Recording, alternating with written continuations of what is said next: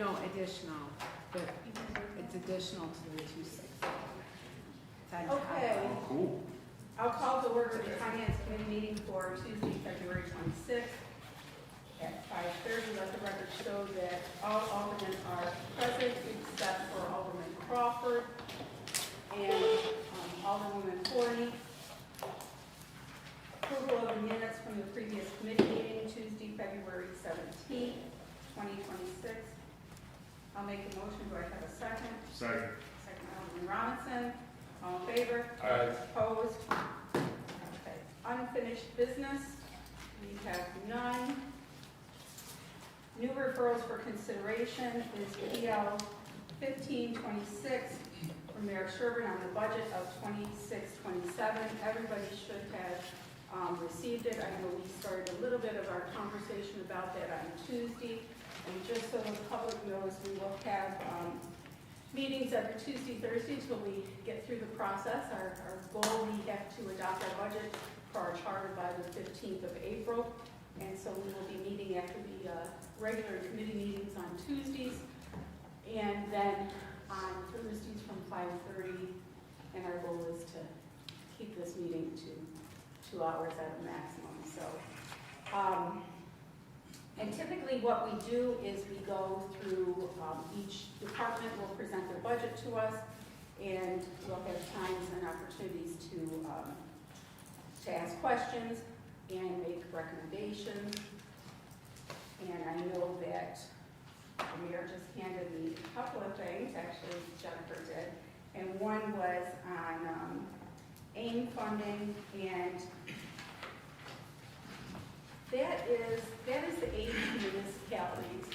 So we, and don't, if somebody can give me the exact number, we have traditionally gotten, actually it's here, $2,239,826. And so that is what we have. We are actually receiving the additional funding this year through AIMS, which is $780,000. And what it is it's an unrestricted grant to every city, excluding New York City, every town, village in New York State, and funds support local government operations and help alleviate the real property tax burden on New York State taxpayers. Since 2012, 2013, AIM funding has been flat at $715 million annually, and that's across the state.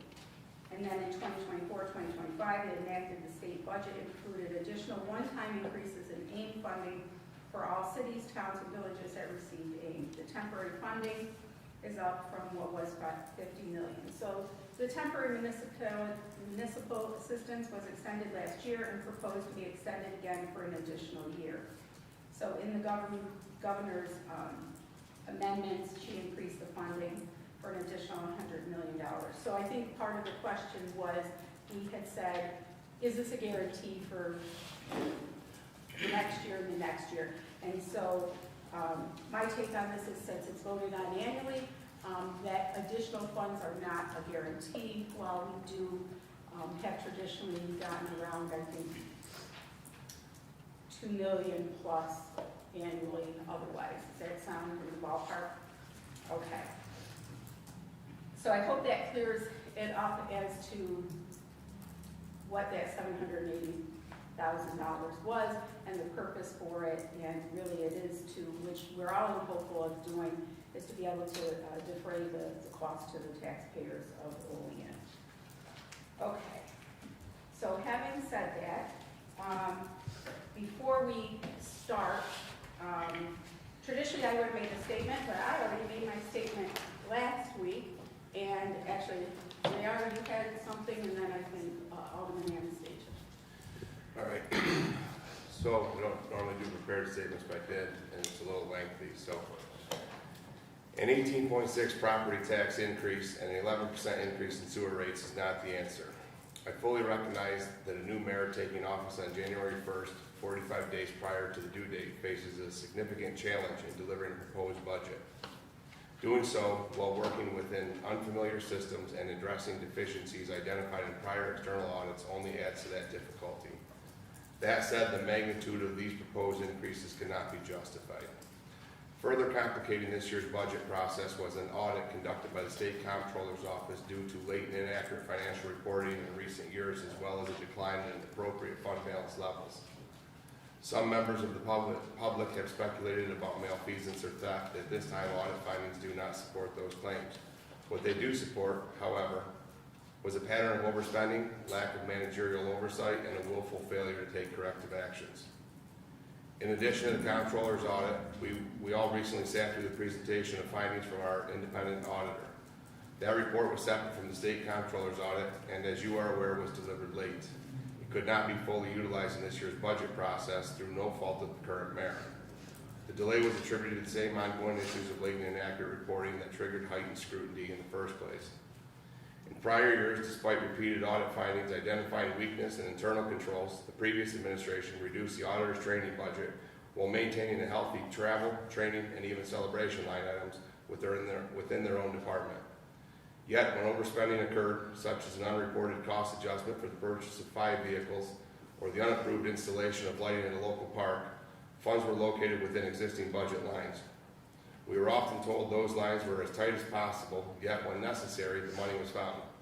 That history demonstrates that flexibility exists within the budget if we are willing to examine it thoroughly. We also experienced a spending freeze. Equipment replacements were deferred, vacancies went unfilled, motorized equipment purchases, which drive long-term maintenance costs, were limited. Overall spending was tightened significantly, and yet the city did not crumble, services continued, and the job got done. That period showed us that we can operate leaner and more efficiently when required. It forced us to distinguish between true needs and discretionary wants.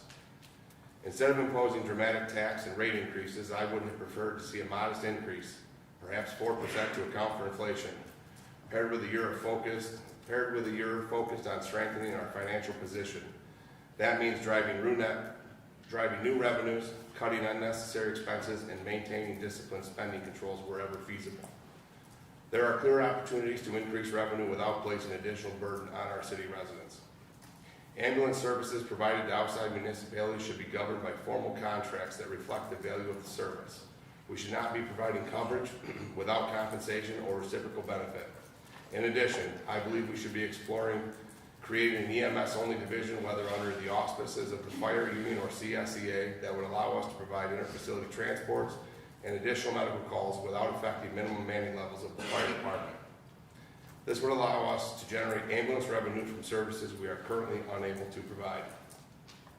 In recent years, medical call volume has increased significantly, along with the demand for interfacility medical transports. Call data shows that demand is especially high during business hours, Monday through Friday, when the city experiences an influx of people for work and services. With recent developments affecting regional hospitals and the expansion of our own hospital, we can reasonably anticipate continued growth in medical service demand.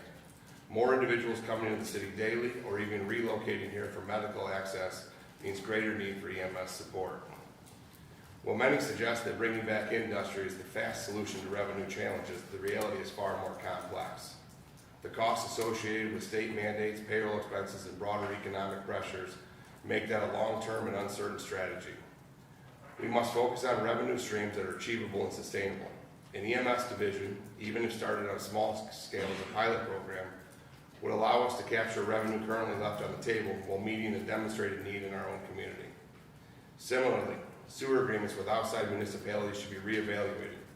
It is difficult to justify charging outside users only a fraction of what city residents pay, especially when certain commercial users receive even deeper discounts. These agreements should reflect the true cost and value of the service, structured as any responsible business would structure them, potentially at a premium. For too long, city residents have subsidized these services. This budget also proposes increase in personnel that I believe are unwarranted at this time. We have operated with vacancies before. Before expanding staffing levels, we must determine whether those positions are truly necessary. If certain roles are not essential, I would support eliminating or deferring them and reallocating those funds to strengthen staffing in the engineering department. Building engineering capacity would reduce long-term project costs and allow us to better administer programs like the Sidewalk Rebate Initiative, which requires inspection and compliance certification. Additionally, publicly signaling a 3% increase with 100 salary lines prior to contract negotiations provides a roadmap to the other side and encourages high to low bargaining. That approach does not strengthen the city's negotiating position. Another structural issue remains. Approximately 60% of the city's real property value is owned by not-for-profit entities, leaving roughly 40% of the value for property owners bearing that tax burden. Yet general funds, services, roads, sidewalks, street lighting are all used by property owners. A road maintenance or infrastructure fee structured by frontage, lot size, or square footage is one potential legal mechanism to distribute costs more equitably and lessen the burden on the taxable base. We were recently informed of greater than $700,000 increase in temporary municipal assistance, bringing the total to just above $1 million. Of that, $269,000 is included in the budget as received in previous years. I respectfully disagree with the suggestion that this increase in funding should be used to balance the operating budget. At this time, we do not know whether this is a one-time occurrence or a standardized annual increase. Using potentially non-recurring revenue to offset recurring expenses would only delay necessary structural decisions and effectively kick the problem down the road, much like some of the infrastructure projects we have deferred over the years. A smarter and more responsible use of those funds would be to direct them toward infrastructure improvements, particularly residential road repairs where smaller projects are more affordable and impactful. Options such as tar and chip applications could provide a lower cost repair solution on appropriate streets, especially those that are not major thoroughfares where loose stone may present concerns. Investing these funds into roads and infrastructure addresses long-standing needs without creating further budget gaps. The real financial crisis is in Olean is not within the city's operational budget lines. It is within the household budgets of our residents. Families struggling with rising utility bills, higher grocery costs, and increasing daily expenses. Local government is the level of government that most directly impacts a person's day-to-day life, yet is often overlooked in favor of higher offices. The decision made at the local level determine whether residents can afford to remain in their homes. At this time, I am unwilling to support increases of this magnitude. However, I look forward to working collaboratively with the new mayor throughout the budgeting process to arrive at a final budget that respects different perspectives while maintaining a disciplined financial focus on the taxpayers of Olean. That's it. Alderman Anastasia. Might be a little shorter, I didn't prepare a written statement, but I also looked on the internet and under budget.ny.gov, and they were talking about the AIM funding, and you had already mentioned it, so you know about it, the $2,239,000. So I did contact Albany and talked to a gentleman that I know up there, and contacted the state budget officer, and this is true, we are getting at $2 million as one revenue source. The second is the TMA, which is temporary municipal assistance. He confirmed that we are getting $780,000. It's not on top of the $260 that's in the budget. He said that's our total is $780,000.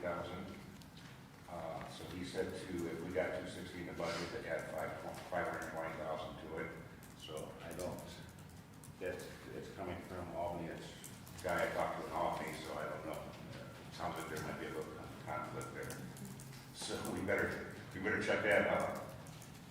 And I forgot to email him and ask him about CHIP funding, so he just went off the top of his head because he wasn't notified by me prior, but he thinks that CHIP funding that we're going to be receiving from the state this year is probably an estimate, maybe when we get into the budget with Mr. Sprague, he can verify it. He's thinking that it should be around $750,000 plus in CHIP funding that the city will be getting.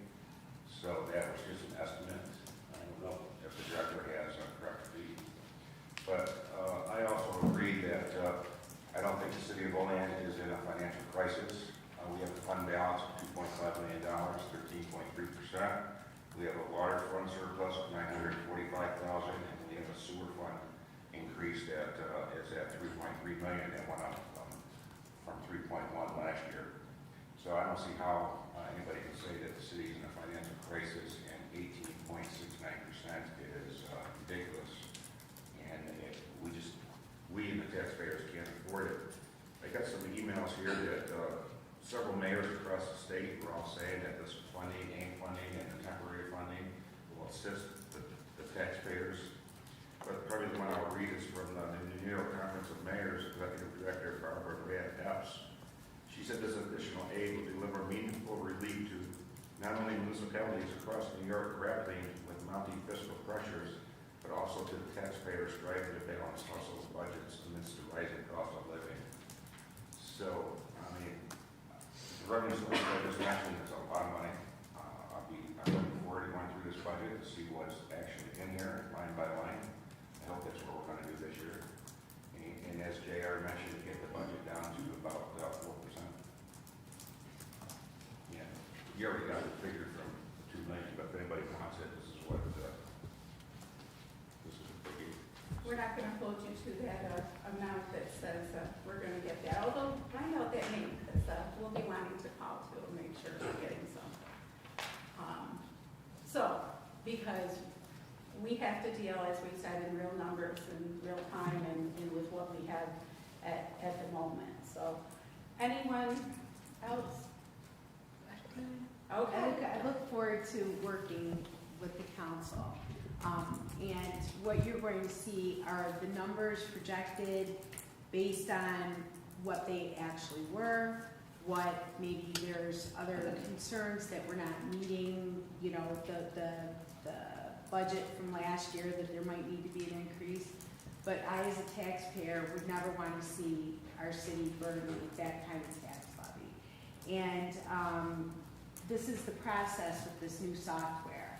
And it looks different than years past, when the mayor would give a budget and be able to give a nice little neat number without actually being able to go line by line to see exactly what it was comprised of. So with this new software, which hopefully will be beneficial for not only us, but also the people that live here, we'll be able to, I think, streamline this process so that we are working together to come up with a conclusion that will look much lower than the proposed, what it looks like today. And so I look forward to that, and I think we're going to be doing it in a responsible way.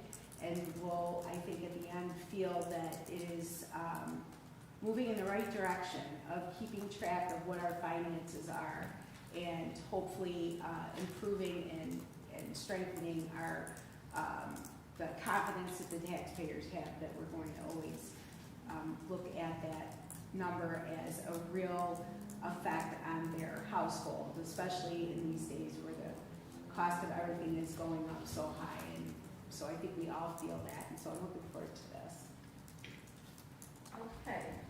So we have DPW, which is a large chunk of what we do in a large chunk of the budget. So I'm guessing, Director Craig, James, that this is your show, since you're sitting back there, or? I guess it could be my show. Well, I don't have all the numbers in my head, so I'm gonna go with yours. I certainly don't. No, it opens up different. Yeah, really, I think it's most beneficial to just eye on this. This is kind of like a condensed version of what we're gonna go through up here. And the first time I went through it, Len's kind of walked us through each line by line, but James really will give us a better overview, not overview, actually a close view of what each line is.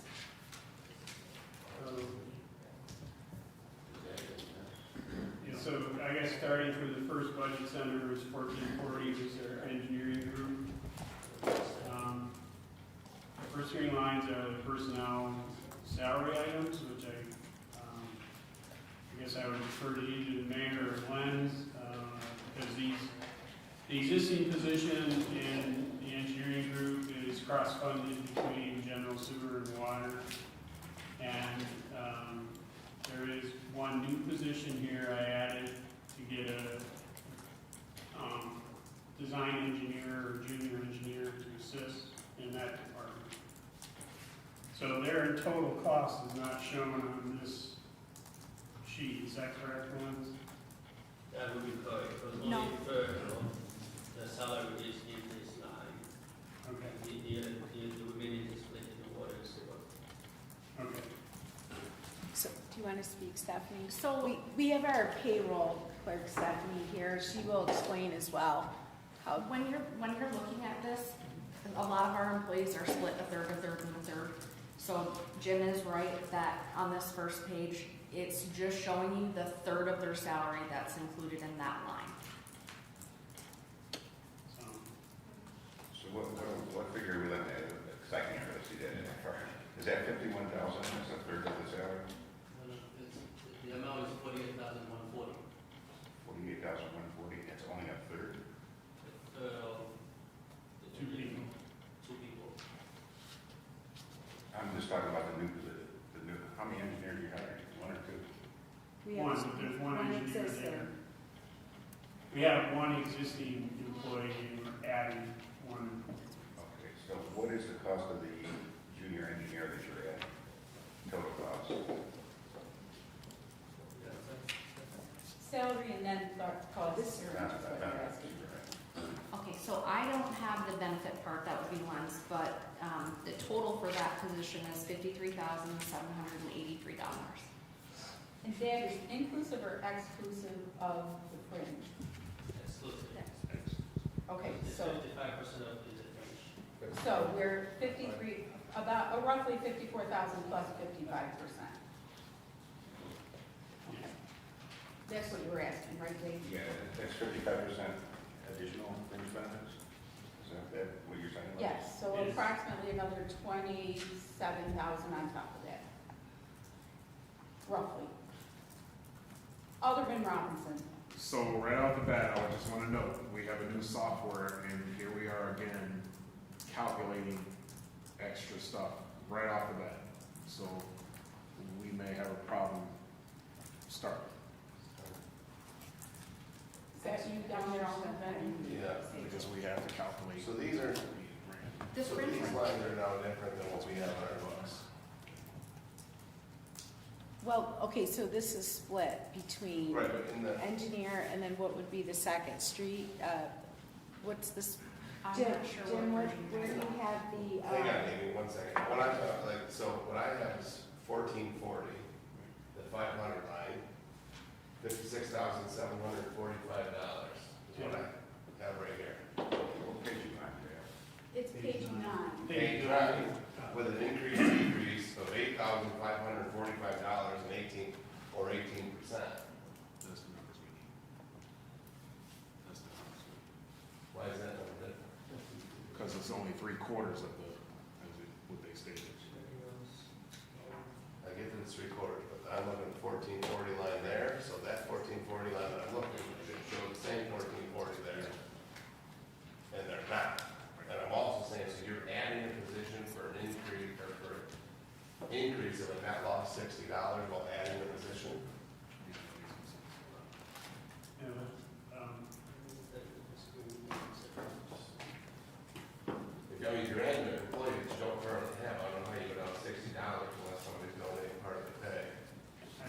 I can't explain that, I'm sorry. There may have been a few changes that had to be made after you guys got a copy of that, because with the new software, I didn't know how to get to the department heads, their totals for each employee, because they cannot see that. Okay. So some people may have been allocated wrong, causing a change in the number. And as far as fringe benefits, they are calculated, they're just on a different line on assessment as a whole. Right, but what I'm asking is that person's base salary, 1/3 of their base salary is in 1440, 100 line, correct? Yes. Then how does the 1440, 100 line, if you're adding a position that's not there now funded, how do you go down $60?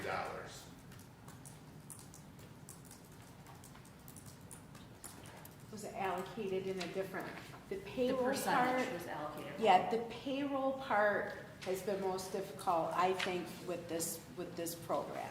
But basically, from what I understand, how it's done is you're distributing a payroll amongst other sections of the department, correct? So if you go to the next, this is engineer, where is this position going to be allocated? In what other department? It's gonna be one-third in water and 1/3 in sewer. Okay. So you won't see those other thirds until Water 2 and weeks from now when we go through those. And respectfully, I understand that, but what's the base salary of this position? The new The position. $53,783. Okay, so 53,000 divided by 3. You're saying it should be there. Salaries are an issue. Everybody's salaries are an issue. Yeah, that had this included just for this reason. The way this program splits up the payroll amongst the different, And originally, I think it was split 50, 25, 25, and that was my fault when I put it in, and it wasn't caught until we went with the department. okay.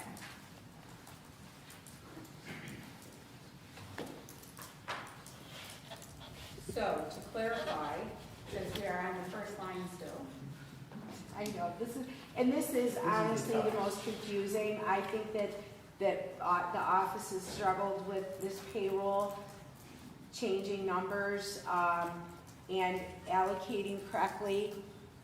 We've had this discussion several times, and, I think it's going to get easier as we go line by line, but this particular one, because of the way the budget is always split payroll, it's, for whatever reason, most difficult to see. Like, I wanted to be able to see just the section of payroll, and where are we at with all of that, and it just doesn't seem to, here, might give a better idea here. Thanks, Lance, this will bring This it. is a split of that position, or this is lump sum, everything is included, and it's split into different categories. For 1440, which is the engineering, 8330, profession, and 8130, which is sewer.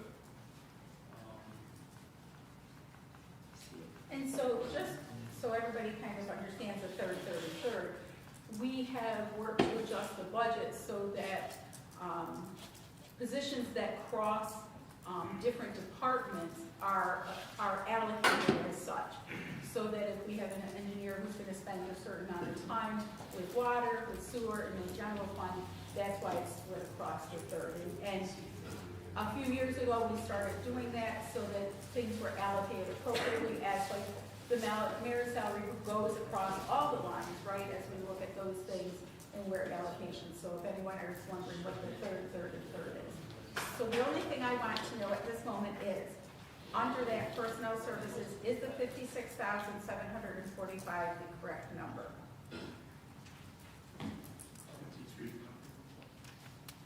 That's the lump sum.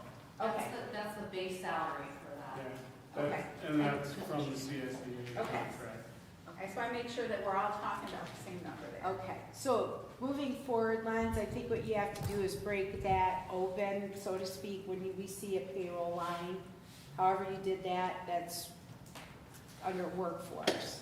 So when we get to a line for payroll, let's go to workforce next and then find that position, and it should break it open and show the split, correct? Okay. Okay. All right. I mean, if I may say, Yes. I think the problem was last year, I don't think it was split evenly in 30, because I think it was, if I'm not mistaken, is that okay? I suppose so. Yeah. Okay. I'm pretty sure that's what happened last year, which is why you see the decrease from last year to this year. Everybody's good on line one? All right. Also, Okay. I would just like to say that in the past, CSEA salaries have been budgeted at their maximum amount, not, we have a percentage that gets taken off of our pay each year. We are budgeting on the percentage, we are not budgeting at the maximum amount of pay. So like, here you'll see the base salary is actually 59,758, but he might be on the first step, so his salary would be 53,783 for the year. Okay. Yep, we're good. So the second line is overtime. Give me 1 second. I gotta get back to it. Yep.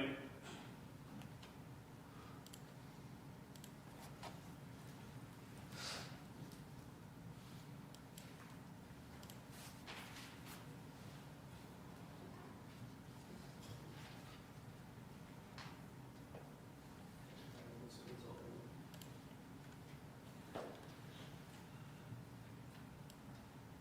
Jim, if you wanna go, because they have the Yeah, we have the paper actual copy. paper. Okay. So the second line, item 101 is the overtime, which would be for both both engineers if we end up retaining the request for a new position. I did not change that line. The other personnel services is a line that either Stephanie or Lenz would have to explain that to you. I think that's part of the fringe benefits and whatnot. That line is for out of title pay. Okay. For what? So if, for example, if the office manager in my office is out, I'm taking on her job duties, so I get the difference in pay. And then for a few people that work second or third shift, their shift differential is in there too. Can I just ask a question about out-of-title pay? I don't know what your contract states, but I'm just asking a question for my knowledge, because I know I came from a place that had a contract. But out-of-title pay, don't you have to work in that position for so many days before you qualify for out-of-title pay? And where I worked, we had to work 30 days in order to qualify for out-of-title pay. I don't believe so. I believe ours is, if you're working out of title, regardless of how many hours it is, you get the pay.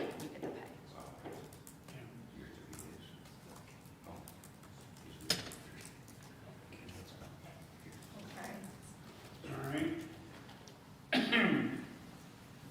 So then, I guess, to make it a little easier here. I have a question. Would you want us to go even to say Olean, no increase or decrease, you want to go through also, or you want to stick those ones? You want to So- make changes as we go? Or, you know, if you, So I think so here's kind of the challenge, if we're saying, you know, what things need to maybe be a little different, maybe where there was money that didn't need to necessarily be in there, right? If we're saying found money was one of the issues, then I guess we're almost as torturous as I feel we might think it is, line by line. At least we need to decide whether or not we want to do that collectively as a whole, or do we want to go where we did before, which was kind of like if something changed, we went by, if it changed by 1,000 or so. right, so in other words, what we did was, and obviously this is a new position, correct? This is all the line items under this. For the Now, this is for the engineering group, so this Group, covers both the existing engineer and the new engineer. So you look at the overtime of the prior year was at 4,570. Budgeted, James has 10. Currently, we're at 3,242. So if we have it budgeted at 10,000, do you want to decrease that down 4,000 to $6,000? And that's sort of where we kind of made adjustments going through this all the first time. Yeah, and I think typically what will happen is we'll send back some recommendations, but I think we probably should step back a little bit and say if we're recommending a position, part of that is what's the rationale and what's the cost benefit for it. So I think, James, since you're recommending a junior engineer, that's been something that's come before us before. I think if you could give us the rationale for it and where we might see some cost savings down the road, I'm giving you a little bit of a roadmap there for it, that would be helpful. So what was our rationale for this position when we talked about it? I think it's value. So yeah, the rationale for the position is that the engineering group historically actually had 3 people. It's now down to 1. Our existing engineer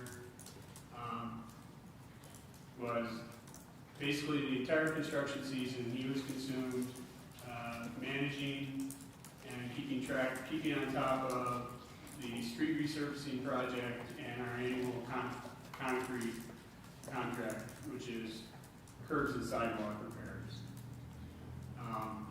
He did work a lot of overtime during that period. Other things went by the wayside. The sidewalk rebate program effectively did not happen because nobody ever got to it. He didn't get to it and I didn't get to it. As well as other smaller design tasks, probably the best example being the Orleans Avenue sanitary sewer, which has been problematic and frustrating for property owners and us alike. You know, there was really no one to assign that to. So there is simply more work than one person can do based on the current expectations for the group.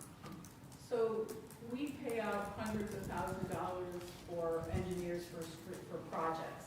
Will adding this position at all help us to defray those hundreds of thousands of dollars that we pay out for external engineers to come and kind of prove the program? I know that's not what we're So if you look at a major project, I mean, any of the phases of walkable Olean, the most recently completed one, the South Union Street project, with having 2 engineers in-house, we are still not going to design a project of that magnitude in-house and publish it. We would do a much better job of taking care of the small stuff around the city that we need to address, but we need to do some homework, if you will, up front before we start making holes in the streets.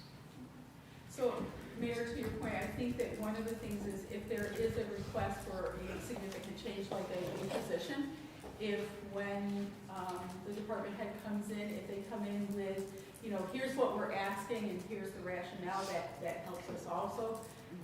We're all, you know, we're looking to see, you know, are we just adding to it, or is there a way that will be a cost savings to the?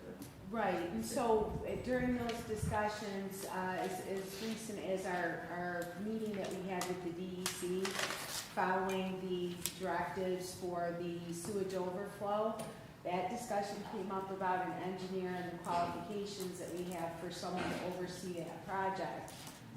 It needs to have, you know, that sort of certification, that certificate, basically, to say that they're an engineer and qualified to be able to assess the job. So we don't have that. Everything would have to be either put on Jim, which is unrealistic to think that he could take care of a lot of these projects that need to be done and be able to certify that they're going to, you know, we're going to follow a procedure, that's protocol. And so I think he also said, you know, we've been without one when notoriously we have had at least 2. So, you know, the overtime, that's speculative. Can we bring that down to 6,000 and feel comfortable with that? I think so. I think we should reduce it if we, right now, with only one, have sort of been at 45. So I would feel comfortable reducing that. I understand you're busy in the summertime with construction projects going on, but what would this junior engineer be doing in the 9 months of winter that we have here in Olean? Well, so like our existing engineer right now, I mean, is already working on next year, or this year's, already this year's, pavement resurfacing project. This junior engineer would be assigned part of that work. We have to go out and assess the condition of the pavement on the streets. That's going on right now. So it's more than just the construction season, even for the work that we're already doing. The other thing that, you know, the mayor brought up, we are initiating our GIS system, or graphical information system, which is a milestone requirement under our consent order with the DEC for a sanitary sewer system. There's a second milestone that actually hasn't kicked in yet, but it is in that same consent order, that we have an asset management system. Both of those are significant computer databases that will require maintenance. And my experience with similar setups is you have to have a person that is the designated gatekeeper to the data. If you start letting multiple people edit, the quality of the data starts to vary and it gets mixed up. So that would almost certainly be assigned to this new engineer. And It's difficult for me at this point to give you a hard and fast estimate of how much time that is, but I think that's time every week, 52 weeks of the year. It's probably someplace between 4 and 6 hours.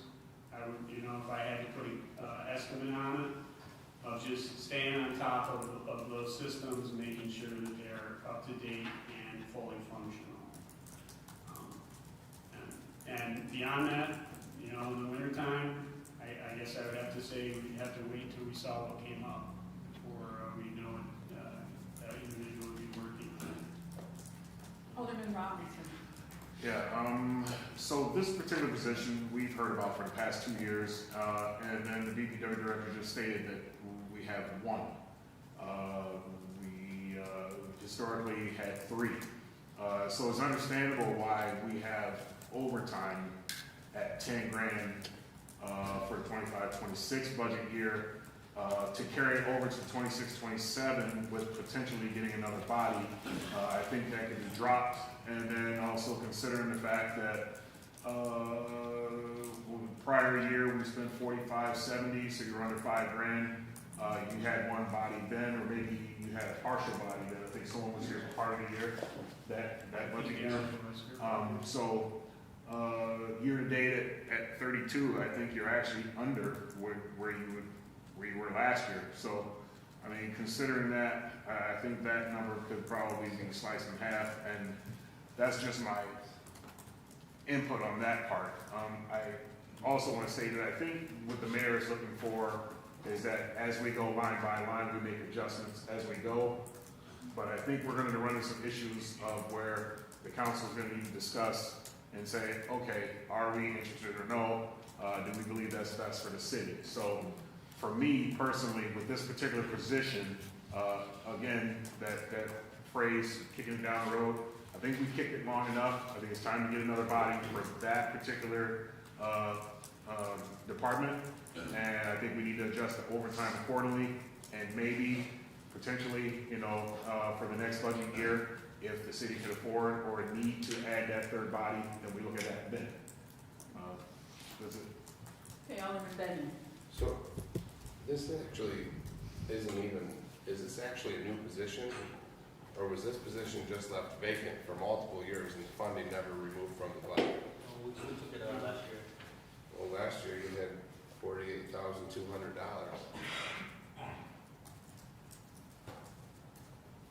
Is that part of the existing engineers? To my knowledge, it was not funded, at least last year, not the year before. Oh, I just asked Lens a minute ago, and he said that it was divided a third last year, and you still had $48,200 in there, which would lead me to believe that it was never unfunded, it was left vacant.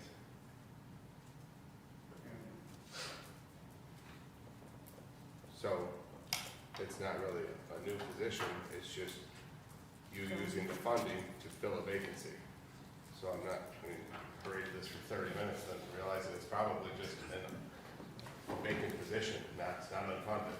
That's why I'm saying, like, when the numbers in the beginning didn't match, if you look, on 25-26, you have $48,200. I asked Lens, and he said he's sure that it was split a third. That dollar amount, unless Dave Crandall got a very substantial raise, it was just left vacant, it was never unfunded. So you already have that position, in my estimation, for the budget. And this would have been the junior position that we chose not to fund last year. I don't think it was ever unfunded. Meaning that we didn't put money, we didn't plan to put money. I believe the money was always there, it was literally just left vacant and unhired. Yeah.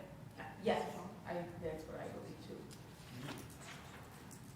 And all I can say is that's not what I was told. I can't believe there's somebody was there that they didn't fill a position because. It was actually Well, but a we position had vacant. decided not to fill the position, is my memory. So what we're looking to make sure, if I have this accurate, is that between the 2026 budget of that 48,200, the question is that a third, is that already in there for those 2 positions? That would be correct. Okay, so then the question is, if it's already in there, then why are we at 56,000? Right? Because if a third is already in there at the 48, Because the number you have there, Sonia, on this piece of paper does not match. If you look back up there, it's actually 48,104. This number's not right, the paper's not right. that's why I asked, what is the number that should be in that? Because it's the steps that Stephanie just talked about. 48, 140, that's what the number should be. Right, so we had 56, so what is the accurate number? Right there. It's 48, 140, but when you do that draft, the percentage was doing different percentages instead of the 30. So, one of the things that I will ask again this year is that when there are changes, that they be sent to us and highlighted, so that we don't have to look through everything to find it. So like, this is a good example, that if there is a change, you guys caught it, just send it to us, you know, or make sure we Let's- have it. I give you, Okay, but the changes is the increase, decrease in the software, you'll see it. This is a really unfortunate one to start with. I think you're gonna see that though, where it says increase, decrease, that's the changes. See where it says that right after tentative budget? Yes, sir. That's where you're gonna see there being, Oh, and I'm okay with that, I'm simply saying what we have is inaccurate information in front of us, so that's where we're questioning. you mean the way it gave us the report? No, what we're looking at Yes, is not this. correct. These are different. This is like the condensed, maybe, Right, so You can- that's what I'm saying, so if there is a change, get it to us, so that we're not, and all of a sudden Yeah. like, oh my gosh, wait a minute, is it this or that? And I think it'll go smoother, so, Yeah, and you're right, I this is- think this is the this challenge. is the challenge one for Well, I sure. mean, like I said, it would have been nice just to get the updated printouts from that so we could That's, see it. And I also believe, Sonia, that I'm still going to double down, I don't think your position was ever unfunded, this is a new position, because I believe that the $15,000 stipend that was given to a current city employee to be effectively the assistant DPW director was pulled from that very line. Because with a previous assistant, or a previous DPW director that couldn't manage people, somebody was given a $15,000 stipend, and there, we didn't allocate anything from contingency or anywhere else. I believe that the 1/3 of that, or the full thing, probably came from the junior engineering salary. So this isn't a new position that we've belabored, it's literally, it's there, go post and hire. Alderman Robinson. So with the personnel services line, the 101, I'm curious about the senior civil engineer position, which when you look at that individual's salary and you combine that with the junior civil engineering salary, and they both state that they're a third, is that how they come to that amount up there? Or is the senior civil engineer line on yet another page? It's in there. It's a third of the general. It's in there, so that's the third And I there. think you have to use what Stephanie was saying, that it's that 56,000, and then what's up there now, it was this, the adjustments is minus the steps, is I believe what she was saying. Okay. I think the step on the junior engineer was like, was it like $5,000? Yeah, it was about $5,000.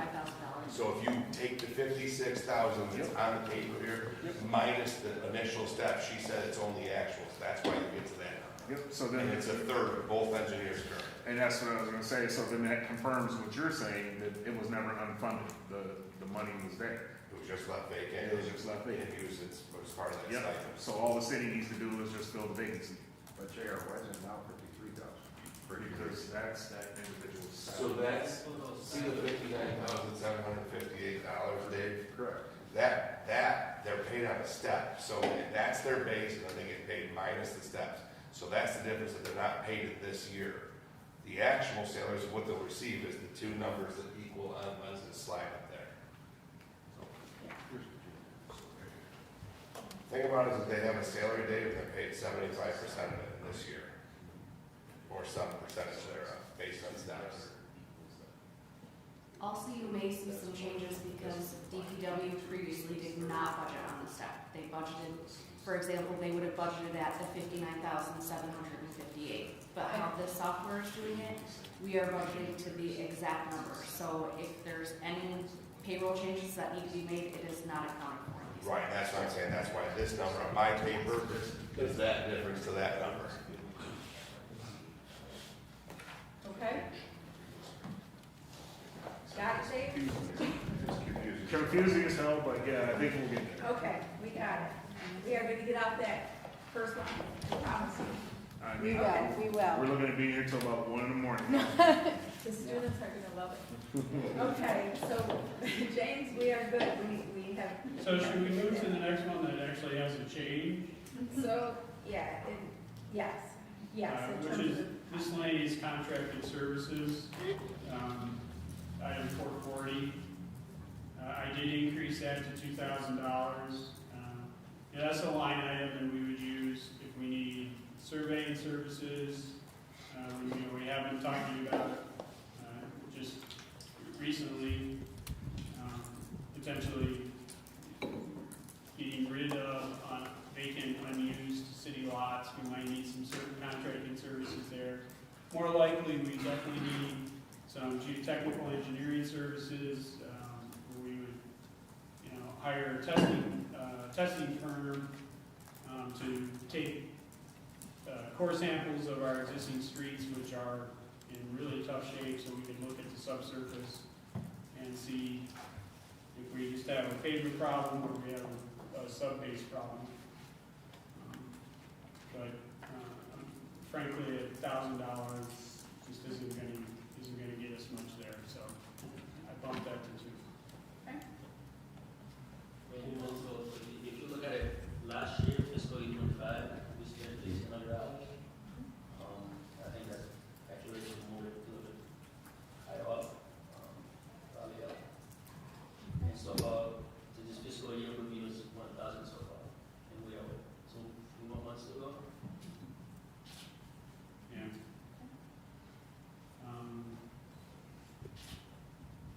And then the last line item where there's a change is dues and subscriptions.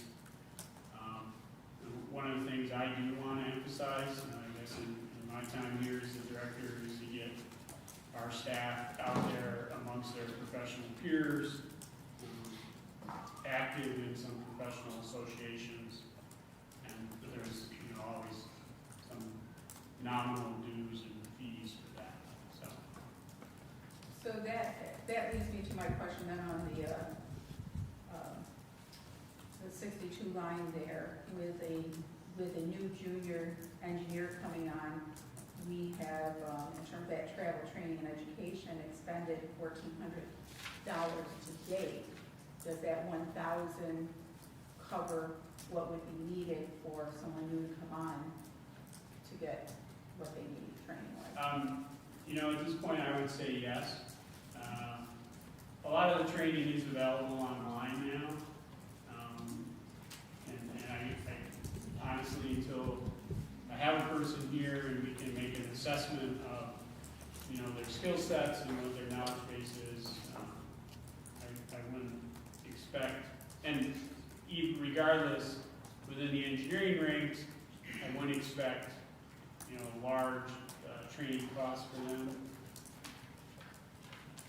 So in kind of going with, I guess, the idea of kind of adjusting as we go, what I've heard is the only real adjustment that we would request is under overtime, to reconsider that, and particularly because we will have 2 positions then, to be able to look at that, and whether I heard 5,000 or I heard 6,000 in terms of that.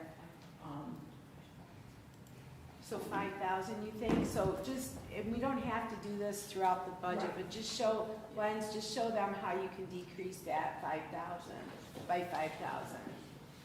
No, I'll probably going to do 6 instead. That was my part. Because if you look at for the fiscal year 2025, we'll be like 4570.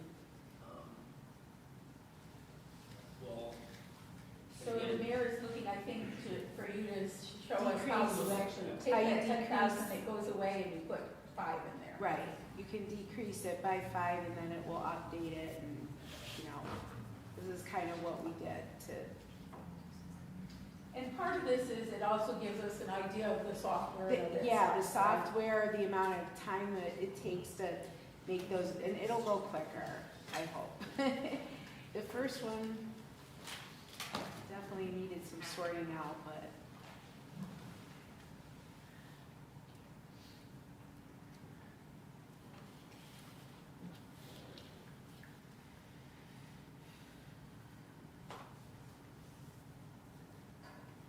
So, You want yeah, five? minus 5,000.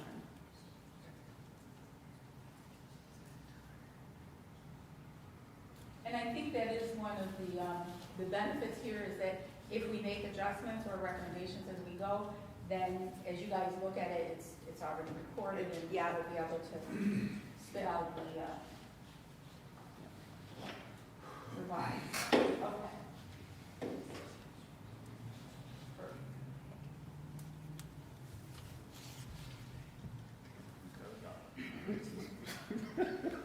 No pressure there, huh? I know, trust me. No pressure. Can we go to that pizza? Okay. Yeah, we might have to. Well, they don't usually bring us pizza one time, you know? Yes. That's when we were in the basement. Okay, so that line is going to update then, and. It will. Yep, okay, Yeah, very good. okay. So, we're good with the 440 line? 1440. Yeah, 1440, yeah, I was just, okay, we are ready, James. All right, so next budget center is 1490, which is Public Works Administration. There's two of us in there, myself and Ms. LaRue are reflected in the 100, 101, and 102 lines.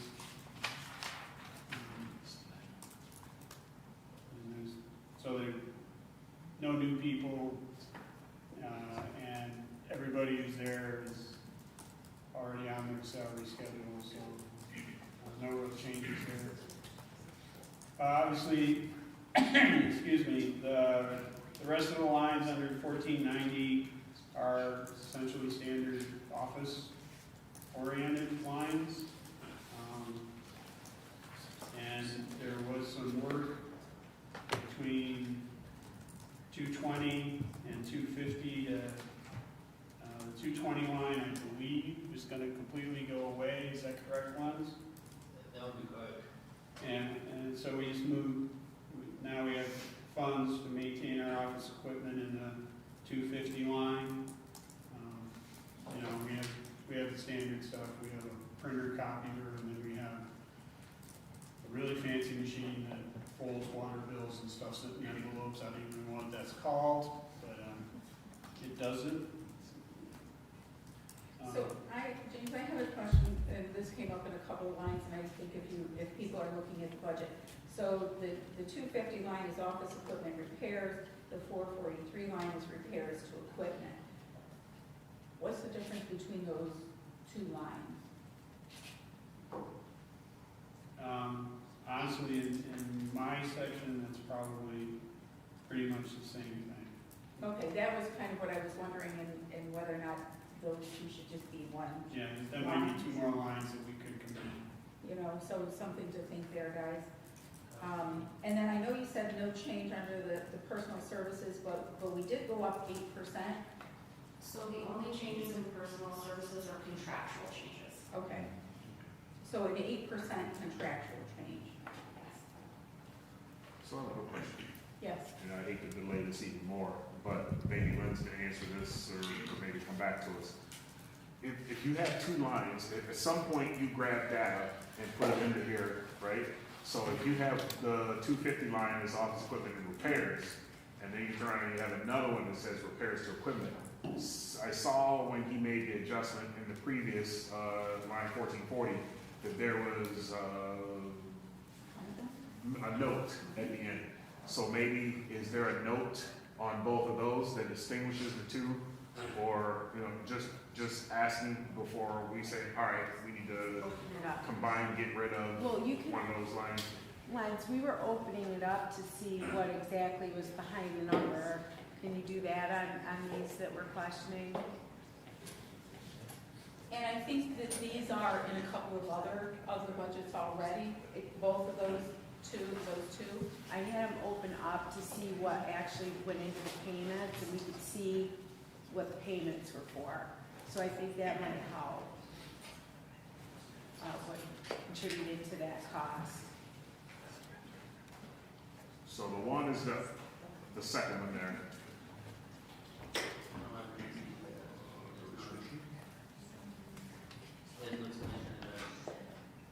Okay, then we can proceed. I'm assuming it's Yeah. not, it's gonna be the same for the other, it's not written in there.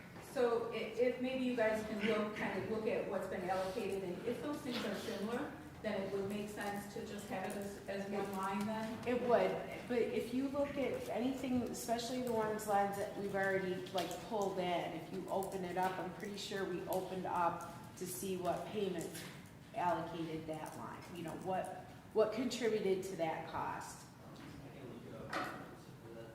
James, do you have any technical equipment in your office that might qualify as? Because I'm seeing things you have office and maybe technical equipment. We have,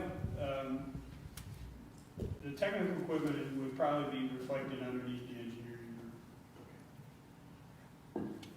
We do have some field survey equipment, and we have the big engineering drawing plotter, but that's, should be under the engineering group. So while he's looking it up at the same time, can I jump down to item 462, travel training? Looks like you get $2,000 in the budget, you only use 48, but they're asking for 3,000 for the next coming year. So it's Yeah, well, the 48 is year to date. By the end of March, that's pretty much that 2,000 is going to be spent. So,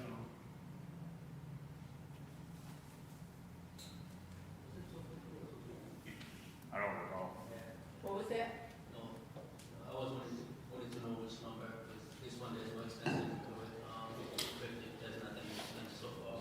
So in the interest of time, how about we just ask you guys to research that and come back to us and let us know what your recommendation is. If they are decidedly different, maybe we just need to And I don't. describe it different in terms of like, Yep. if they're similar. I think it's exactly what you said. Some things were pulled in from the old budget. Yeah. Whether or not they, you know, they had a different name or maybe when James looked at it, they, I don't know, added a different name thinking of something else. that you no, needed. I don't think I have permission to adjust those titles. Okay, Okay. so We'll you guys look can into look it. and then give us feedback about that. Yeah, Can you go back to that screen, please? You mean the Public Works Administration? Yes, can you go back to that one? Oh, yeah. Yeah, we're moving on.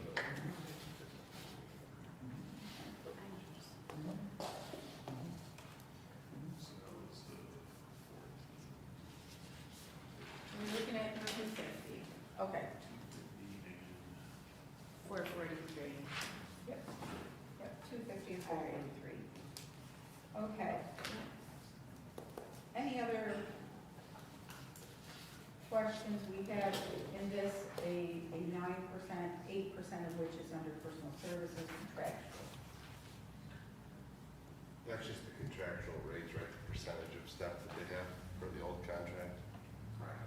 And what was that this year? So it's 75 cents on the base salary and for Amber, and Jim, I think maybe. I have a step at the end of the fiscal year.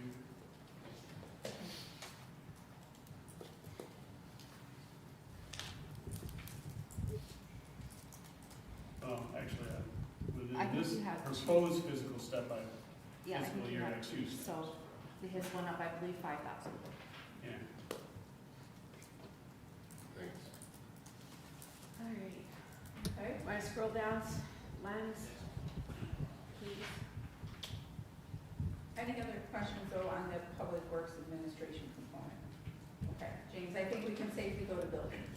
Buildings, okay. Budget Center 1620 buildings, which is this carries our cleaning staff and our HVAC technician. So, again, 100 line changes are, those three individuals are all, well, Amanda's not in the union. The 100 line includes the union people, our part-time cleaner, and in the past, it doesn't look like our other part-time cleaner was accounted for in this line. I'm not positive because I don't think it was ever broken down like this previously. So she is added in there as well. And that 5% I'm going to go with is contractual increases? It's gonna be a mix of contractual and contributing the $4,000 that was added for a part-time person that was not in there previously. Okay.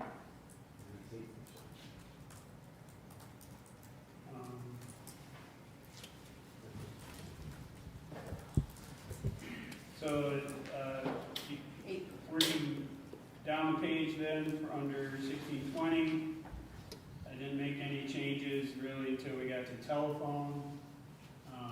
We've had telephone bills that we've been changing carriers, which I think is all done, is that correct?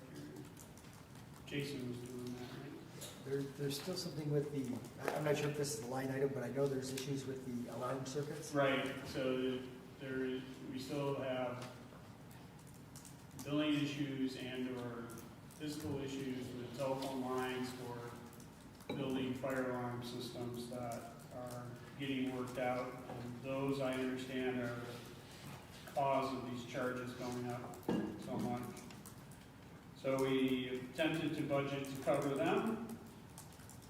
Light and power and fuel for heat. Our utility costs have been going up. And I just projected forward based on what we had to date to get a number for the next fiscal year that hopefully will cover it all.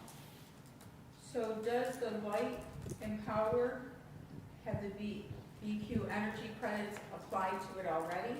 Well, what we did was we entered it this year as a revenue, so it will offset light and power. When you look at the revenue line, I believe it was like 470,000.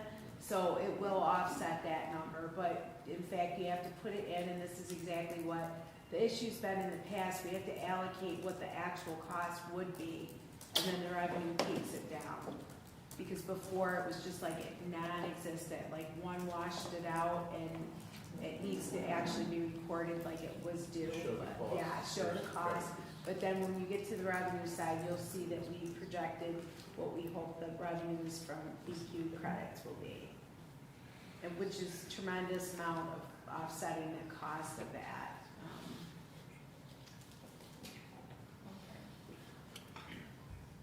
Fuel for heat, that's separate, and James has, predicted that that will rise in cost.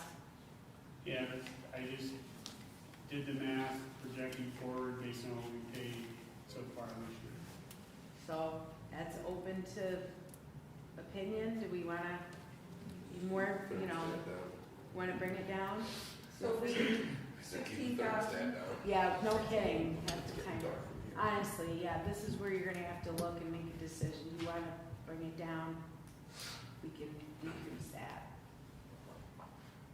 I guess, I think we all know that rates are going up. However, at the same time, if we've used basically about 17,000 year to date, if we project that out with a percent, it does look like that could, in that line. Now, and then we'll have to be mindful overall as we go through that the light and power, we will have to, I think, and Lens, could you give us a spreadsheet with light and power across all the lines so that we'll have a sense of what the actual costs are there for each one of those, not just in DPW, and then we can then look at it as it relates to the credits.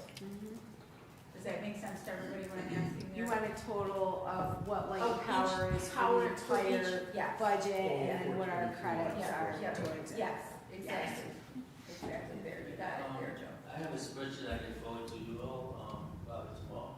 Oh, that's fine, just so, because then we can see where, it will be kind of, it's shown in there, but then it actually will be, and watch all of the problems.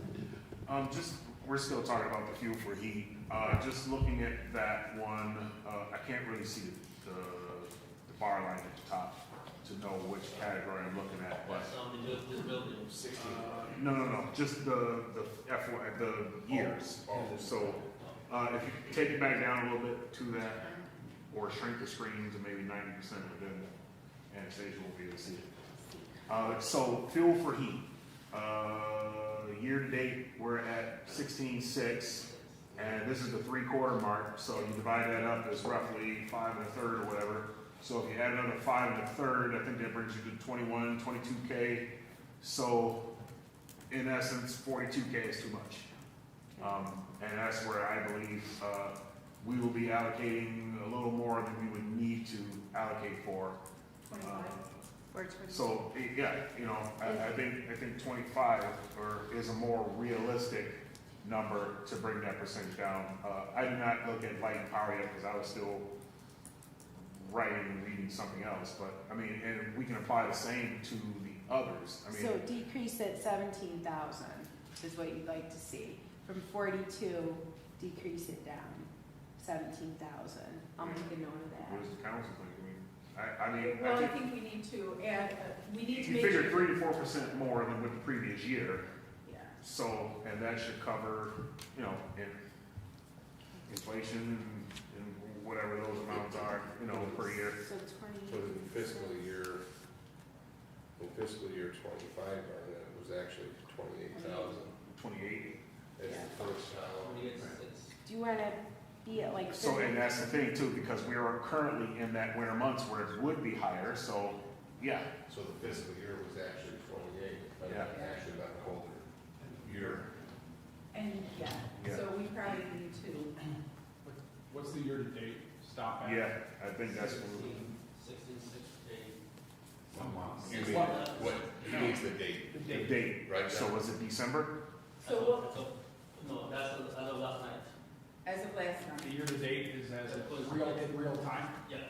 See, So- we wanted Oh. that before, so thank you, we like that. We So probably that's, so got that's that. essentially, of course, we haven't received bills yet for the month of February. So we haven't paid the bill since we got this.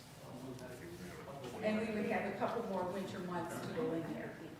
I think we could decrease that by 10,000. So you haven't paid the heat. And we have it 32. 32, That's what I think. that is a bit of an increase over there, Yeah. okay. Do you want to decrease? Yeah, so we want to get it at 32. So we haven't had the heat. All right, so we're gonna is everyone good with decreasing 10,000 from line 5,425? So it'll be at 32,000. So We're doing a brain structure. we do. So, and I guess, so then, even though we know we have BQ energy credits that will go against it, you know, and we also know that the supply rate for, light has kind of gone through the roof. The question is, how do we feel we utilize 24,000 in light? Fiscal year 25, we were at about basically 35,000. We budgeted 66,000.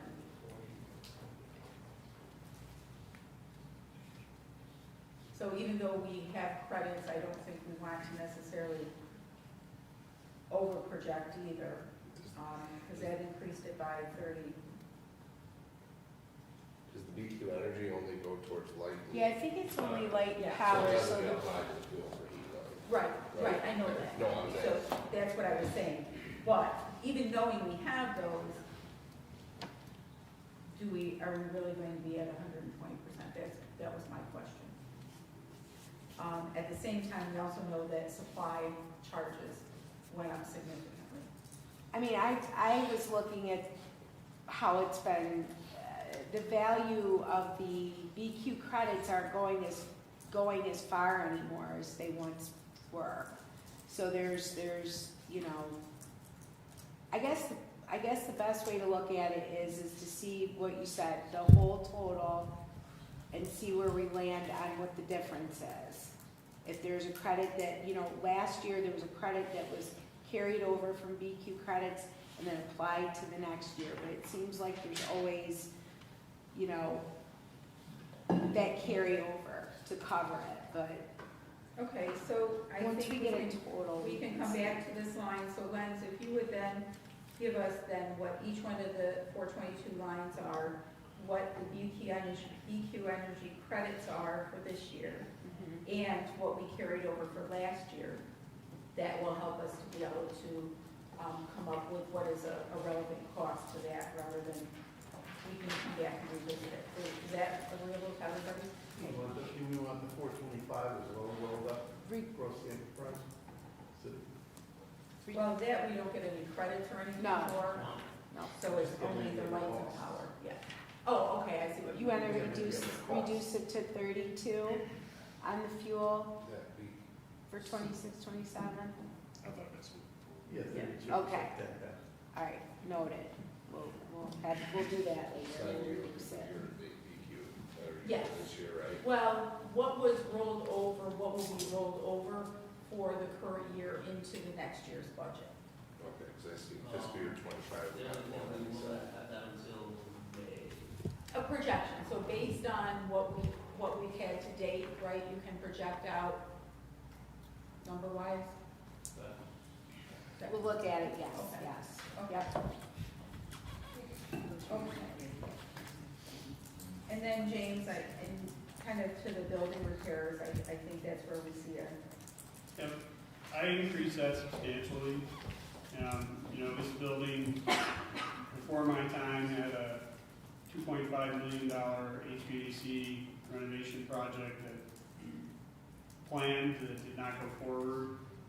I mean, the root fact is, you know, this current year's budget of $500, it won't even buy us a single part, basically on our HVAC system. So this unfortunately is a line item where there's really no way to project, you know, what's going to break. So we have to use experience and history. The only thing I can offer is, you know, I have seen these type of lines done in the past where, in, you know, the other places I've worked on long-term averages, which is maybe a little bit better, but you have to be careful with that because by definition, if it's an average, it means you're gonna have some years lower and some years higher. So, you know. And James, I think that we have long asked that things be built into the budget versus us be surprised by them, and whether it be vehicles that are needed or cost repairs. And we just had asked to have a whole kind of assessment of what was needed for the building. So I think, I don't know for the rest, but I think that makes sense. And $5,000, anyone who's ever made a repair to their own home knows that it's not getting you a bathroom or anything. You know, I mean, the RFP for the architects for the assessments on the structures is still on my list of things to do. Which probably would eat up all this money plus. Yeah, Okay, so I think Questions or that's really thoughts on pretty that? much it for this, for that.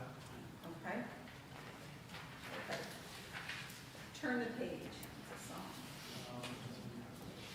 So the next budget center is 1640, the central garage. And again, we have, well, actually, we had an additional position here also, correct? Mhm. Yeah, so in talking with with Ray, with the garage, during the budget freeze, I guess a person left a position which left them with a vacancy. And I think we're seeing overtime in that department. And they've expressed that they need that other person. So my suggestion is instead of like a master mechanic, that maybe an entry level position that can help them in the garage with oil change and also, you know, sort of work up towards, you know, a mechanic's position. I specifically have one day for fleet for us to discuss. There is a lot of things that garage fixes, not just our vehicles, but, you know, lawnmowers and weed whackers, and there's just, it just seems that, well, James, you can attest to this, it just seems that they are stretched thin there. They And so they I- are, you know, the garage manager requested an increase in his overtime budget, which, and he also requested, you know, getting back to a staff of 4, which is given us the historic staffing in that group. This proposed budget adds the 4th position and did not increase the overtime here. So, What's the total cost, this is for future down the road? So I think on that, what's the total cost of that position that you're thinking about adding? It's on this one here, Dave. The total cost is $48,485, Yeah. split across 3 lines. Dave, do you have this paper? Yeah. It's on, Somebody got them all. towards the bottom. That excludes fringe, right? That's just base salary? Correct. Direct. Mine is without the fringe. Yeah. And so I think for Because all, we capture fringe on another place, right? Yeah, Fringe is all not of captured. The 90, Yeah. number, it's some undistributed personnel. Yeah. And that will be at the, automatic at the budget. I think those already accounted for in there. You'll see them when you get it. And what I understood it to be in this department too, sometimes they step up and do other things and then cross-train, correct? You know, if there's They something do, going they- on in an event that day or, yeah, they participate in special events. yeah, they do more than just the garage work. Alderman Benton. On this sheet you gave for these, for the general fund, as you said, was an actual, which was 24,242.50, and then 12 and 12 respectively to water and sewer, but over here it says it should be split 1/3, so why is it not $16,000 on each one? 16,161. Huh? I was just saying low. Yeah, that do you was see- split weird. Yeah, do you see right there, it says garage split 1/3, so shouldn't them 3 numbers match? Stephanie, can you help me? Okay, so, harder for you guys to see on that than what I can see. So, to get to that goal, and I apologize because these numbers have changed a lot, because we went back and forth between how this is right though. So, we're looking at the garage. Yeah. Which is $48,485. For that position, yes. Yeah, so then I'm saying, it says garage should be split 1/3. Yep, so But that under the- 24,242.50 is the third. The yellow amount that you see highlighted underneath that is the total, Okay, That's half.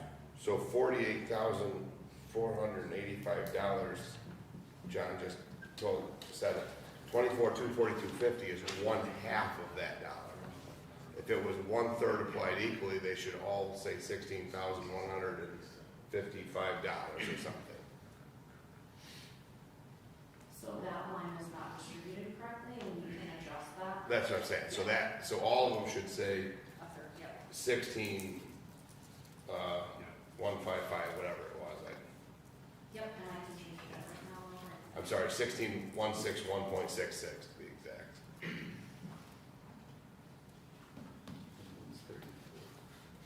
We should bring that down by about $8,000, right? Yeah, right, John, it should bring the impact on the, On the budget. yes. Yeah.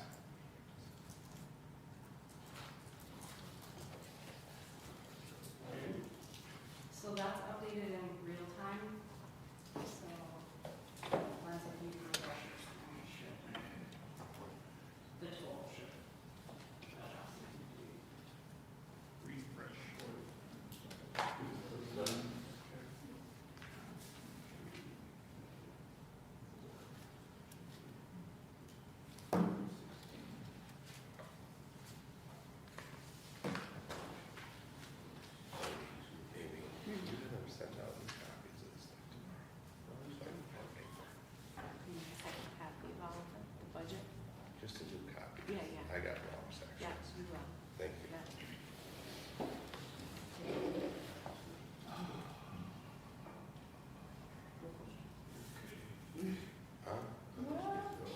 sign This them. is the same. I was gonna say, that looks the same to me. I don't care. I think he is.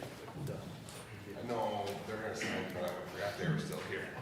And I apologize because I do have a note in here that says proposed position appropriation needs to be adjusted. It's entered at 50/25/25, needs to be adjusted to 1/3 each, but do not adjust until we have the meeting. Oh, good, we had the meeting. Thanks, Evan. Yeah, I didn't want them to make any more adjustments until we were actually together doing the adjustments, right? That was sort of the idea. No, I just Oh, haven't catch it, but I saw it said third, that's why I was gonna, Yeah, that saved 0.3% you are increase. on your toes here, aren't you? That's good. It's good, it's good, it's good. So, and to the point about not adjusting the overtime, it would be hopeful that if we're fully staffed, that we should not need Yes, any yes, increase in overtime. absolutely. So the overtime is going to what? They remain the same. What's that, the dollar amount is? 16,161.66. It is 16,485. That's what I see. The 645? One should be 34%, 30. Yes.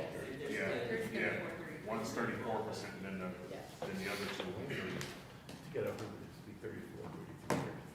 Otherwise, well, they're not as equivalent. So, I just took the number divided by 3. that's gonna be updated and the numbers can be reflected and sent to us. Oh, yeah, yes, and obviously all these changes will be different when we, meet next. We'll be able to make sure that they're all adjusted. Excellent. Yeah. Huh? Yeah, we shouldn't print Do you want one, this guy. do you guys want one? No, we don't want to Every print it. time, or- No, we don't want to print each time, but I mean, once we look at them, they'll be Just the, adjusted. actually, the corrected pages is all we need. That would work for me. Yeah. That's what I was talking about. I don't care We'll put about the that. I correct, just then we would can put rather the have corrected pages. Corrected pages. And highlight, if you will, the changes so that when we're looking through, we can just see that indeed that's it and we can get rid of our other pages. Perfect. Okay, Okay. we're ready, James. All right. Moving down through the central garage items, line 250, which actually says office equipment repairs, is actually for shop tools. There's some automated fill in there for the line item titles that we have to work out. So that's repair and maintenance of the major items in the shop, the lifts and the jacks and whatnot. So we increased that just a little bit. That continues to go up. The gas and oil line, here was gas and oil for everybody.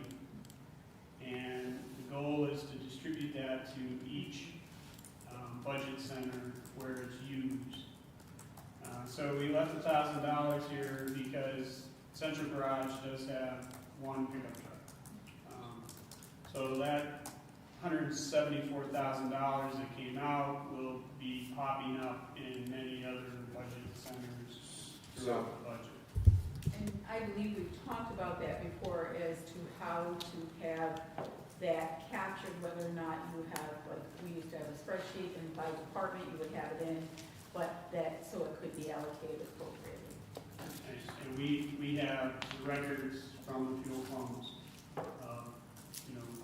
which vehicle used what, and that's been compiled, so we now have the distribution of the actuals for this year. Yeah, and I think that's, Sorry. Alderman Benny. So that's currently showing up, unless this page is wrong, than what you provided us, that's only showing up in streets. And it needs to get, based on the distribution of the fuel use that we now have in hand that I think I only got today, and Len's probably only got today. Now we can split it out into all the budget centers. Right now, we have it in the street for 180,000 for all departments, that's what it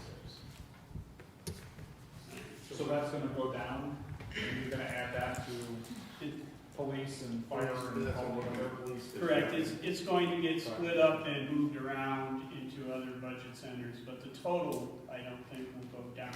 The aggregate is 180. So the aggregate's up $5,000 Yeah, from 175 to 180. And the only thing that you've broken out of that right now is you put the 1,000 central garage and stuck the other Streets. $180,000. it's showing right now on the streets. And it needs to be backed out and allocated appropriately across fire, police. Water and sewer. Streets, Yeah. parks, water, sewer, So it's actually, it's up $6,000. Admin. 181 goes down the aggregate. yeah. So, I mean, should we do that though? That's what I'm questioning though. So typically, Basically just centralize in one location. Well, but why you're would gonna centralize fire, in one why would location, why'd you police take it away from the gas garage? be The fuel paid tank for pumps in by- the garage. central Yeah, it needs garage? to be separated into each department. Yeah, that would be the right way to do it. Yep, it should be in each one of their budgets, Yeah. and they should have allocated dollars for that. Mhm. Because don't you have, when you go fill, don't you have a code, like Yeah. the police See, what it- department, he has a code that he uses, so it applies it to. every Did it vehicle, that way, so it every just vehicle pulled and it every over driver all one lump has to sum. go. So, And then that, your reports will link that to what appropriate department by that code, correct? Okay, Exactly. so then you just need to correct that. yeah, we will. As I said, I think in the old budget, it was just all one lump sum and it just pulled over. No, you're fine, I had highlighted that because I didn't know why it just went from one to the other. And Yeah. then it says, Yep, we'll correct it. We made an increase in tires and batteries, simply to reflect the increase in pricing that we're seeing. Moving farther down, light and power again, we increased that. Hey Jim, can I just stop you for Yep. a second? So couldn't you use the same logic for tires and batteries for what vehicles are having that installed, just to distribute the cost evenly? So new tires and batteries are going into water or sewer vehicles, those costs are getting captured by those funds. We could.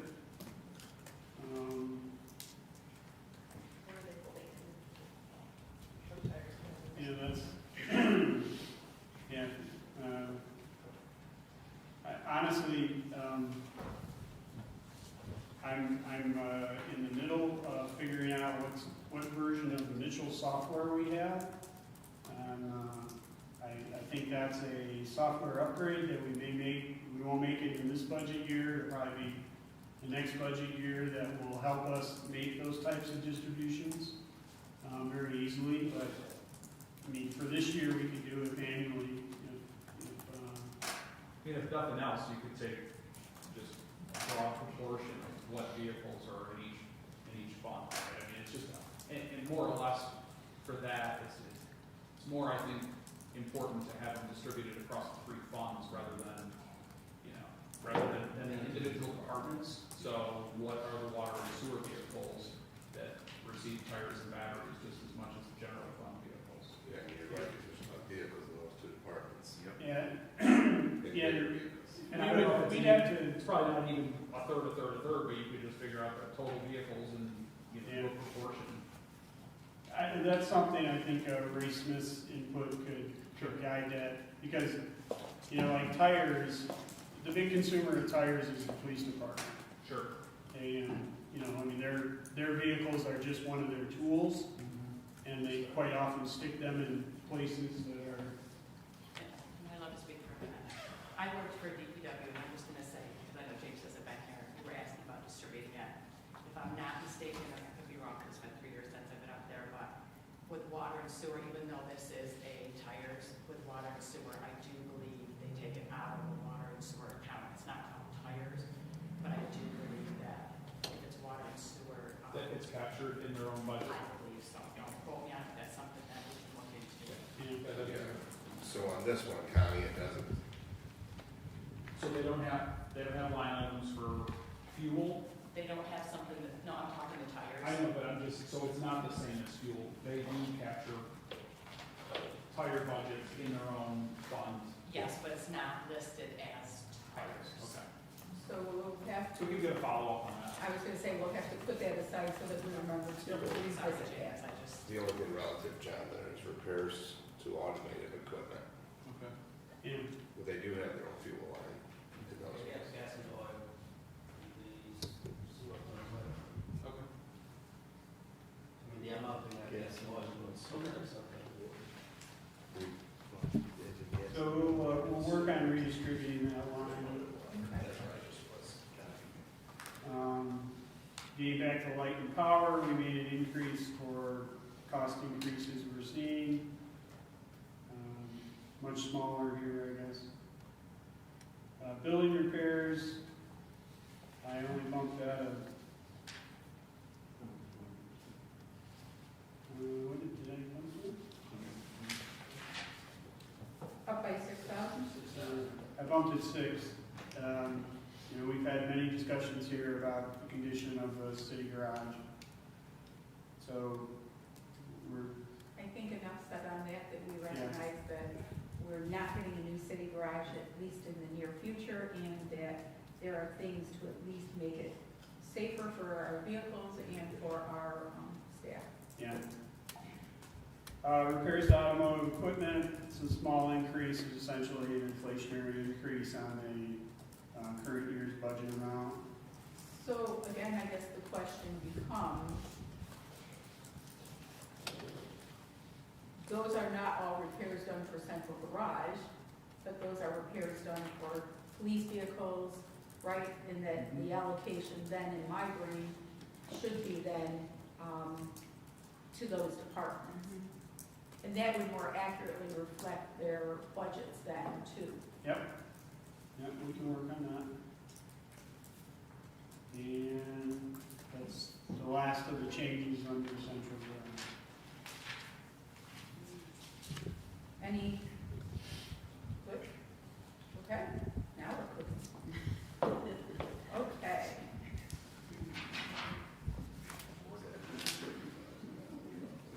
Where's that over there? John, Okay. No, for one.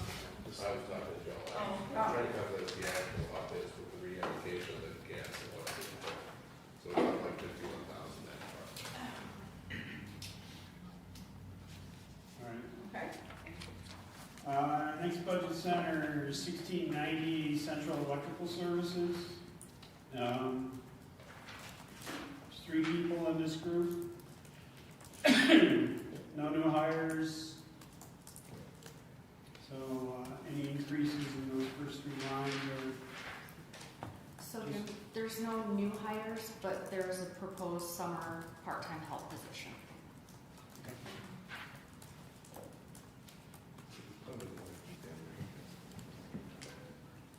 And that position totals $8,960. Can you tell me that total again? $8,960. Okay, got it. so almost the entire increase is the summer. Okay. Excuse me. We did increase supplies and materials by actually 20%, which is, you know, what, again, reflecting the prices that we're seeing in the marketplace. Increased uniforms and protective clothing. The electrical group does have some specialized equipment for arc flash protection that they have to keep up to date. So this is a very important line for them. And the last one, travel and training, we increased by 2,000. The two, excuse me, the 2 staff members we have in this group are only in their 2nd year, I believe. Is that right? Yeah, so they're, So we're still training them up, if you will, and there's some fairly formalized training requirements in the electrical field that we're working those two young ladies through. So, in fact, I think this week, they went to Buffalo for a day for a training class. So, So, okay, go ahead.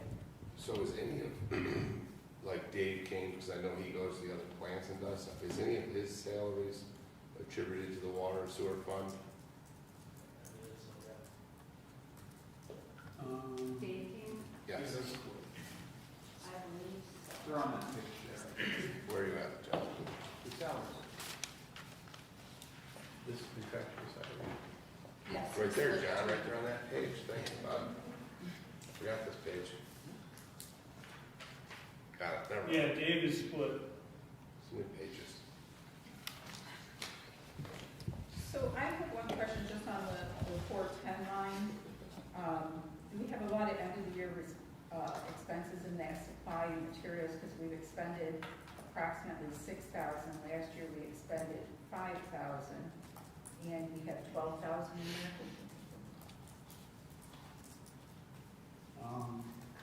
Honestly, it's going to depend on what they get to between now and June 1st. They have a long list, and I won't attempt to enumerate it here. I couldn't remember. I believe this is probably a good line item that reflects something on a long-term, a long-term average would be really helpful.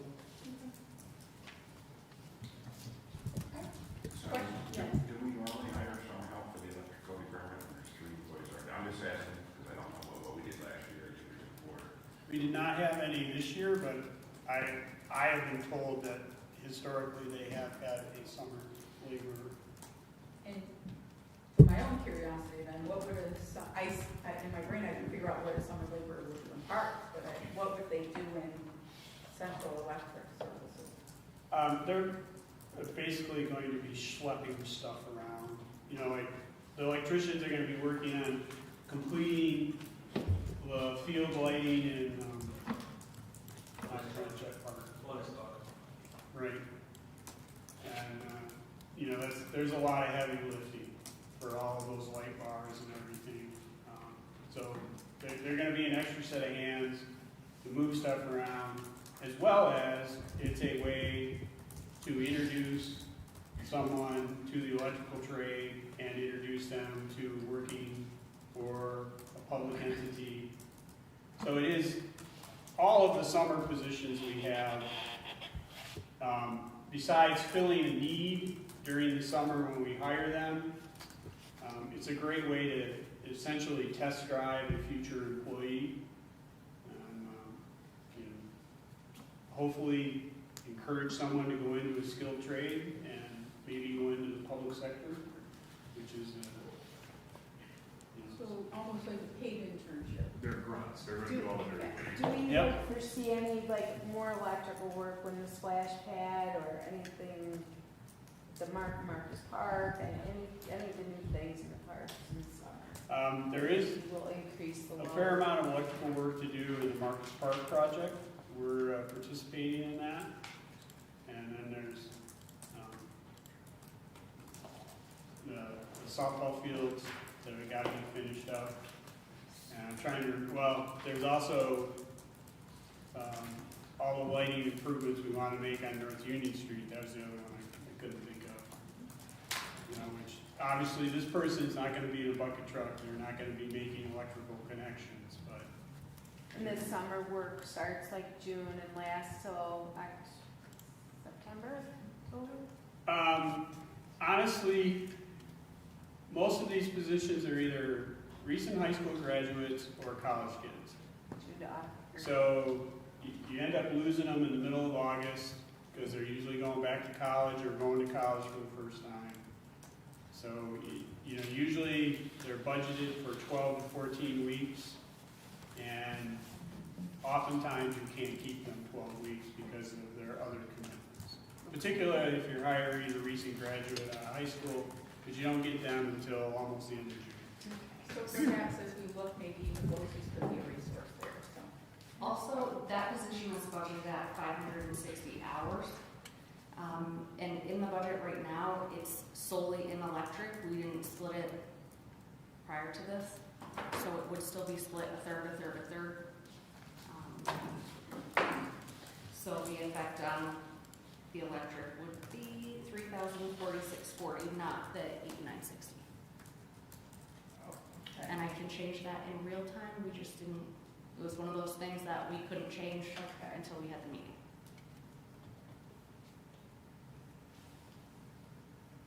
Okay, good on that, good on that, James? Yeah, I have no other. So basically, 560 hours, you're talking about 70 days of work. Okay. Okay.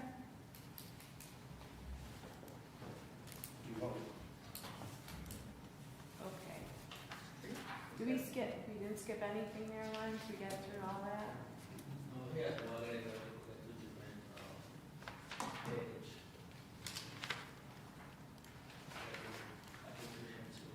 Okay. As well.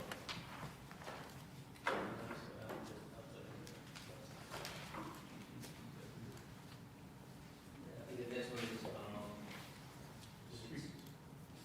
5110.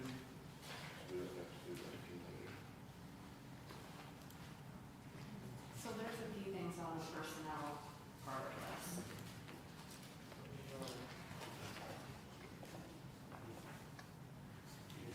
Okay. Okay, I just see it was underneath, thanks.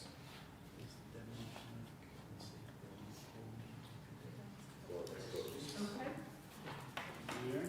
Yeah. Okay. So on the personnel part of this, we do have one person in the budget right now that is retiring, but until he actually officially retires, in the budget, he could change his mind, I don't think he will. So that being said, this proposal includes one full-time position, as typically another employee within that department would probably be promoted, so it would be backfilling a position. So his position would be removed. Is this where we included the new hire, if we were to have a new hire Yes. for parks? Okay, so For streets. for streets, the streets and parks, but they also cross-train in the parks.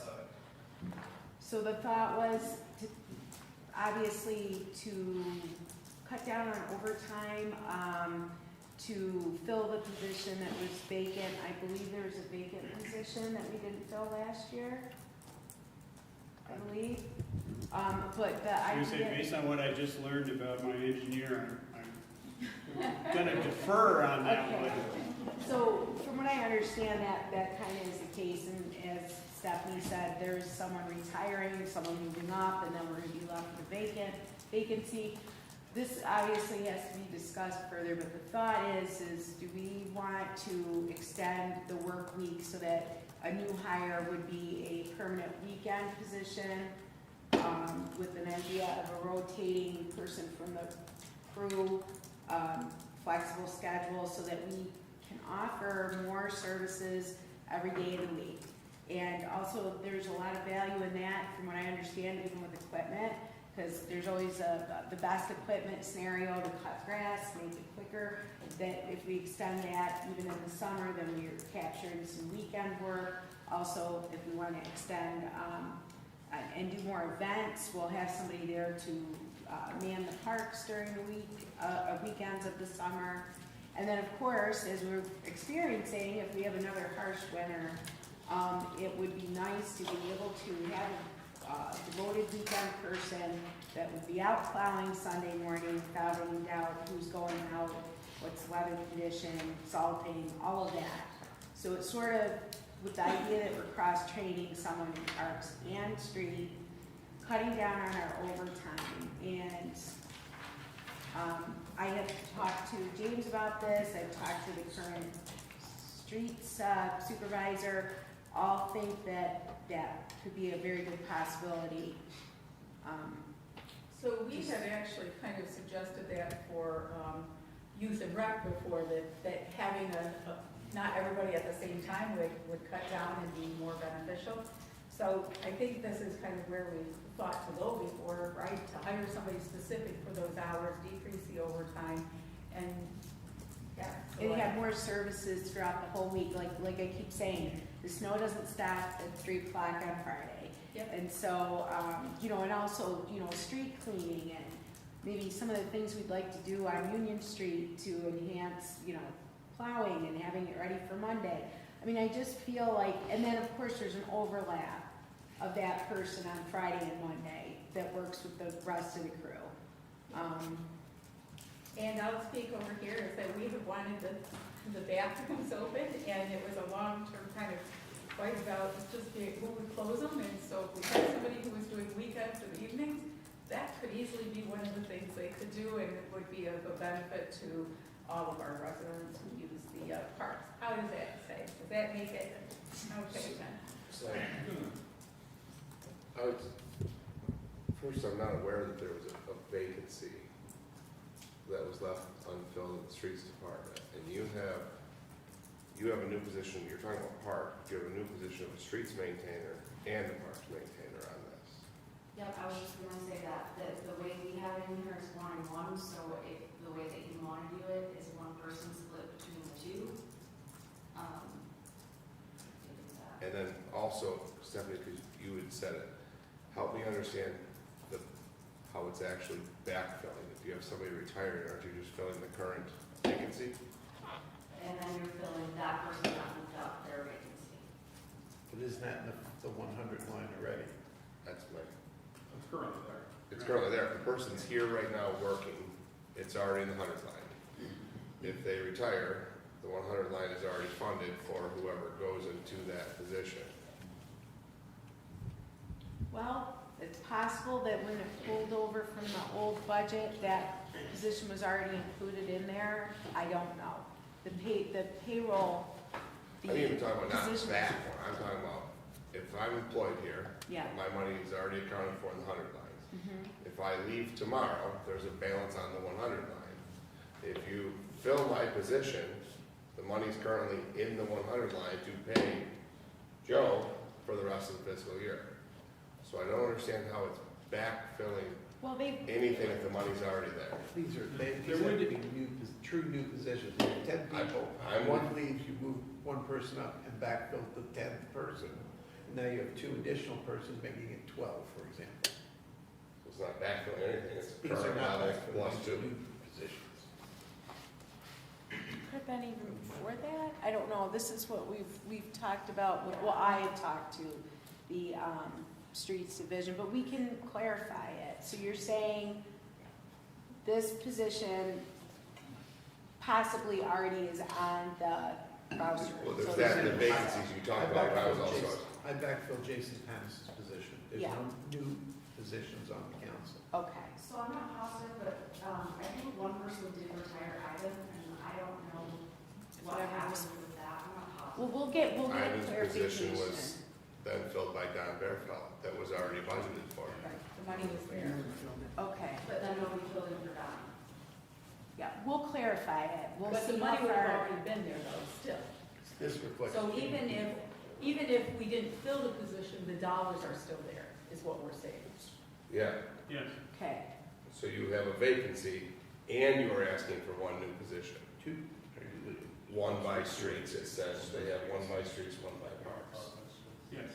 So you have a funded vacancy and asking for additional funds for one person, not backfill. okay, we'll clarify that and make sure. Again, if you look at that, does it open up lens? Does the personnel services, can you open it, or is there no possible way to open up that line item? And Jim, like with the union contract, we talked about some plowing recently, and you talked about flexible scheduling. Does the union contract call that every streets worker has the same exact schedule Monday through Friday? Are you, Here, I don't believe the contract actually specifies there. so we talk about adding positions to add coverage, but why can't you just say, adjust flex scheduling and not need to do that, where you could still. It's possible, But I'm that's just- exactly. But what- also, if it doesn't have that, your current streets time, I don't know, starts at 7 AM, Jim, am I right? In the wintertime, we talk about overtime with snow removal and salting. Why wouldn't the winter start hours be backed up to, say, 5 AM? So that way, when you go out and salt the roads, it's still on regular time rather than overtime by just shifting the time, So- start time backwards. So what's it say, street summer help? So that's, I think that's What's that? actually four It's for 4 part-time summer. part-time summer kids. yeah. Okay, That's what so that's one position that's being requested, it's the 4 summertime? It's 4 part-time summer. Okay, and then, so then we're up next to street maintainer. And then let's look at the rest of the roster. Donnie would be leaving. So that leaves us with 1, 2, 3, 4, 5, 6, 7. 7 positions. Yes.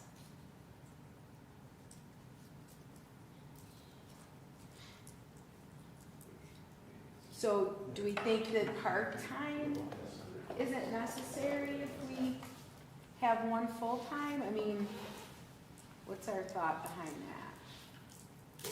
With that list there, where's your vacancy? Well, Donnie would be leaving. It's not a vacancy. Right. There's currently a vacancy. Where is the vacancy? One, I just, don't believe there is one. Who backfilled, who got Donnie's job when he got promoted? Donnie worked in parks and got promoted, and then, Oh. Havens, I think, Okay, maybe went over so there. that's, because there was no vacancy in streets when Donnie got promoted. Donnie took Ivan's job and went over to Ivan's job. That filled his position. Right. Parks had a vacancy, and I believe maybe, the Havens gentleman filled it. I don't know on that list if one of them had filled the other said vacancy. No, that's why I don't know of a vacancy. Well, there was.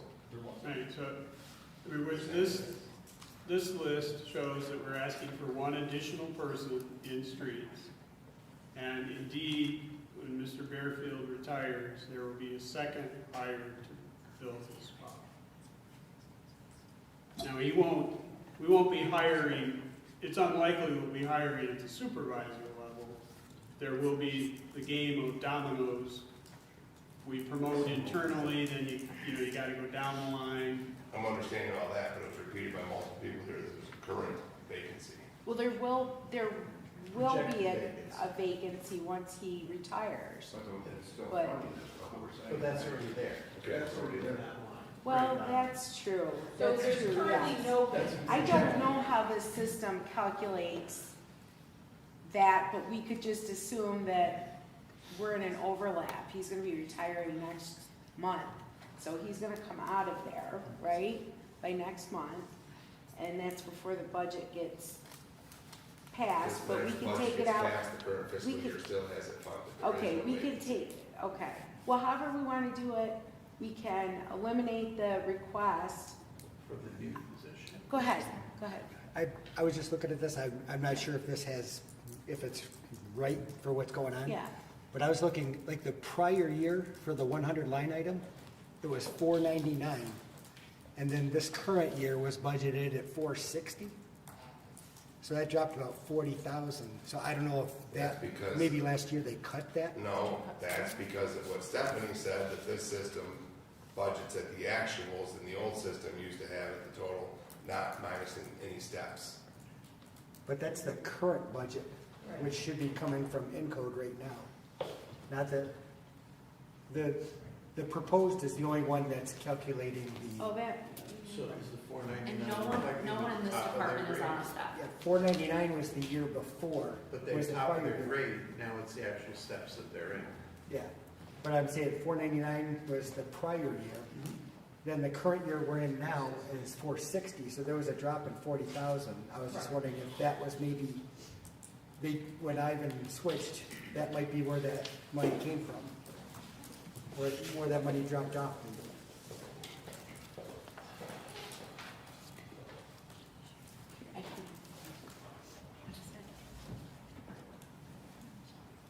So, okay, 24-25, the budget was 502. Budgeted personnel service, 502,041. And then in budget 25-26, proposed 460,000.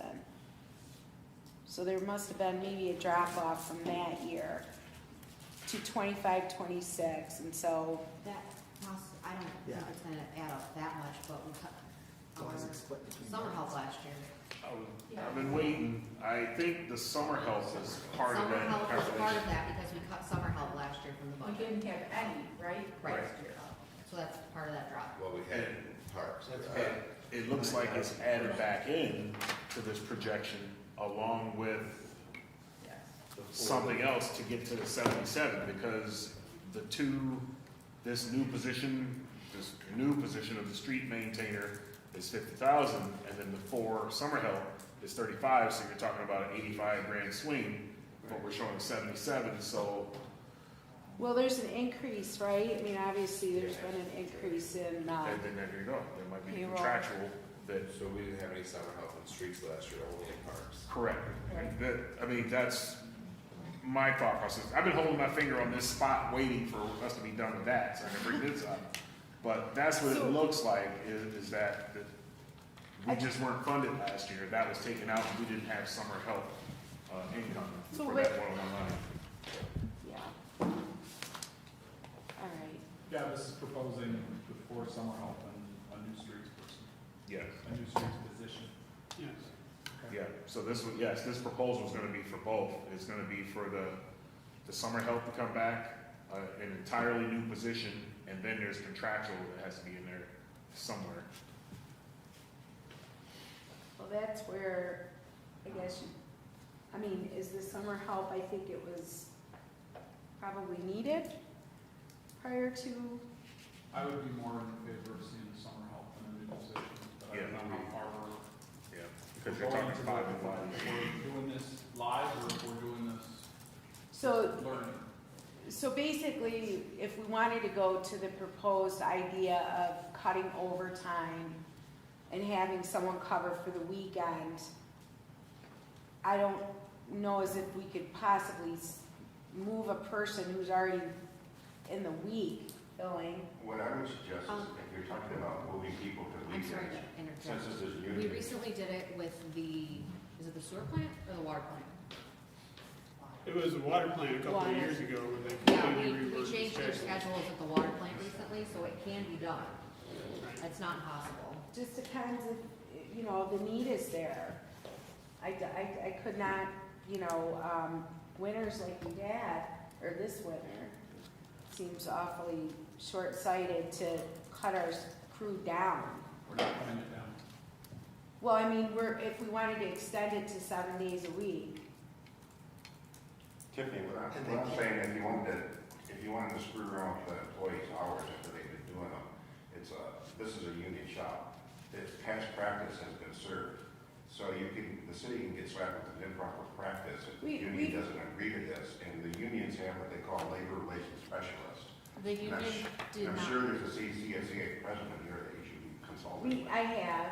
we've talked about it numerous times. Yeah, we had the CSEA's permission to move the sewer guys around. We went from a That's very hard to believe. We went from a definitely- Monday through Friday to a We have Sunday, definitely- Thursday, Tuesday, Saturday schedule at the sewer plant. Yeah, we definitely didn't even enter this thought until we discussed it, and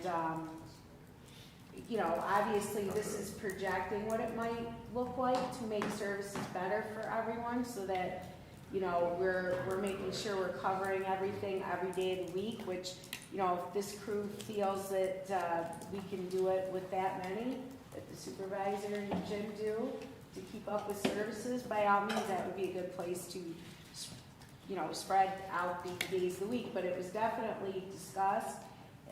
Also, for all the reasons we mentioned before, they also fought for people's flexibility in life. that there would be people that might wanna work a 4-day weekend. And, here's where we try to make changes so services make sense for the city. And, Okay, that's, like Murray said, that's not up to us, I mean, that's a managerial decision, if you. yeah, That's from your office, so we're gonna waste some time talking about that. yeah, I'm yeah. in agreement, but to the degree that it saves, if we're looking to do anything with a position and we can do the flex, it will save us with money. So it's from that perspective, I see the finance component. And I would like to see us do more of that as we have more new hires. Like we talked about last year, we really tried, or 2 years ago, I guess, we really tried to advocate in youth and rec to have that done, because it made more sense, but we didn't get anywhere. So I think the areas that we can, is we have new hires, to look at more flexible schedule and build that in from the beginning even, that we can save dollars. Alderman Robinson. I want to piggyback and say the same thing, that I'm in favor of a flexible schedule. If that's the route we would go, I would rather try that first than to add another body and include fringe benefits and so forth. But I am in favor of the summer help, because it is something that can help during the months where maintenance tends to uptick from natural, things that happen, grass growing, things of that nature. You can always use a body here and there. Again, I said grunts, that's what these guys are, guys and girls are. It's perfectly normal. It also helps with, in fostering these kids to come in and willing to get an opportunity to get some experience working and so forth. So, like I said, the extra body, I'd rather flex those hours, especially if those guys are willing. If not, then you do what you need to do in order to make it happen, and go with the part-timers. Okay, so what do we propose for 26, 27 for the personnel services then? My personal proposal is to remove that, it says 50,000, but I don't know how it's actually divided up in there. The street maintainer Can too, Yes. keep the, Can you open Yes. that, Len? Streets is not divided, it is solely streets. It is solely streets. Yep. so, To maintain, so this is. Okay, so, Yep. And then that 77,000 did include. so take out the 54, the position, streets maintainer to eliminate that one. That's just my suggestion. I And don't keep know the what the rest of And, okay, so you can do it right now with that little trash can, right? I can do it. Yep. All right, So, and one of the things I'll say, having gotten feedback from now adults who worked Yep, as we summer get it. help, is that there needs to be like a formal kind of schedule of things for them to do, so that, as was described to me, sitting around kind of hanging out and waiting. Yep. Because I think that we do want to train them up to be perhaps, civil employees and stuff, and give them good work experience. all righty. You have And to then, refresh on that one. the overtime, are we still good on the overtime then? I think we decreased overtime, so let's look at overtime in that department. Because that has been a big issue, especially with all of the weekends and needed snow removal, and I'm fearful for any possibility of increasing snow removal on Union. I mean, Sundays are a great day for snow removal on Union Street sidewalks. But let's look at the overtime, because that really, we've seen a huge increase, I think, in that since we've had a lot of snow removal events. yeah, we decreased the budgeted amount, but our actual is actually almost approaching the budgeted amount. So we decreased it at 10, and what was our expenses for the actuals? Year to date, 24. We're almost expended Yeah, it. 24, 40, almost. So if we have a harsh winter, it's a real thing there. And so we have to really consider the overtime of not having someone there on the weekend. As of the most recent payroll, that line is over by $114.42. So it's over, right? And if they come in, Jim, to salt the roads before the morning commute start at 5 a.m., aren't they effectively on overtime? Yes. So if you flex this winter schedule start time to allow you to salt the roads before the commute, you would effectively reduce your overtime. And I do think. that Most we snow should- occurrences in our area do happen overnight. I do think that we should look to do more of that on a regular basis and have that, because I think a lot of companies have gone to that kind of component to be able to meet the needs. And right now, the question is, does what we have meet the municipality's needs?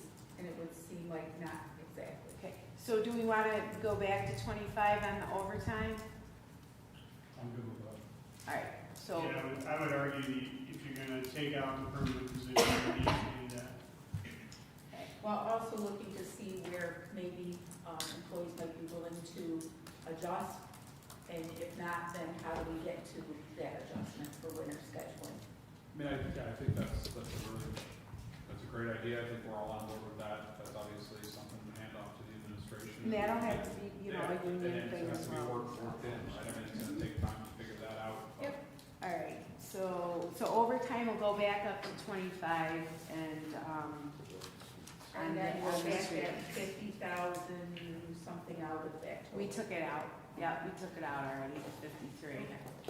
Sonia, I know it's not on that, but how many parks summertime help was there last year? Park? I know it's not on parks, but I'm asking because collectively adding them all together, because it looked like this budget was asking for 8 new summer help, correct, collectively? Yes. Well, 9 total. Our streets have 4, parks have 4, electric has 1.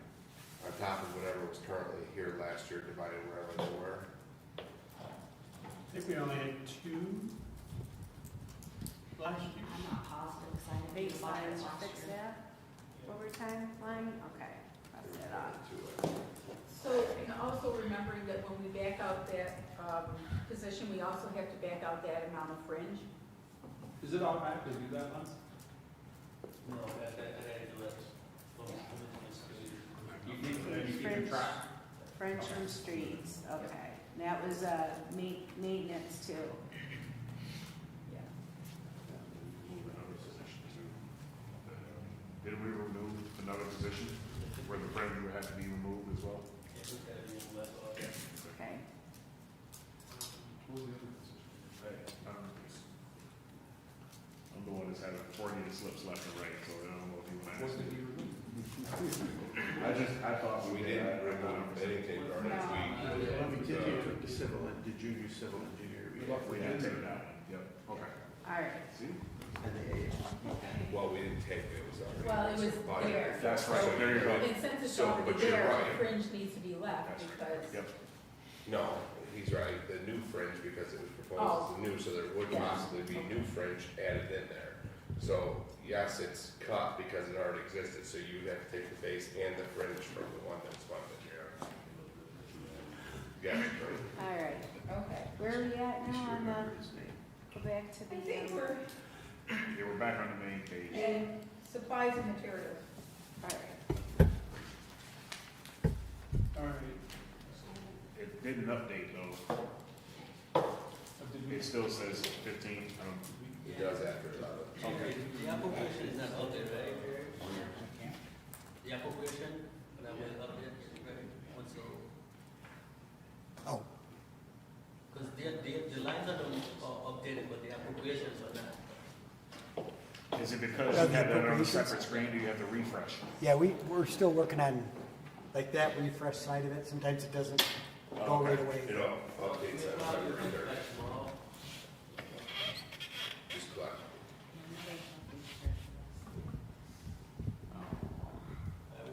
All right, You're on supplies. supplies and materials, James. all right, supplies and materials, that's the street maintenance item, so asphalt, stone, storm drainage materials and whatnot. We did increase that. Again, that's essentially reflecting the increases in the cost we're seeing, particularly for asphalt, continues to climb. Gas and oil for all departments, we already talked about that, that will be redistributed. There won't be the full 180 left in the streets.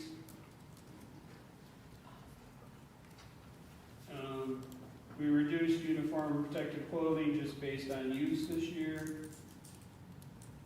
Chemicals and lab supplies is actually street signs. Again, that's another one of those canned item number labels. Just so you know, I merged those two lines, like 418 and 424. We'll take sometimes of it, but those two is the same line. Okay. 424, you said? Yeah, 424, the traffic signal, that's what that line is.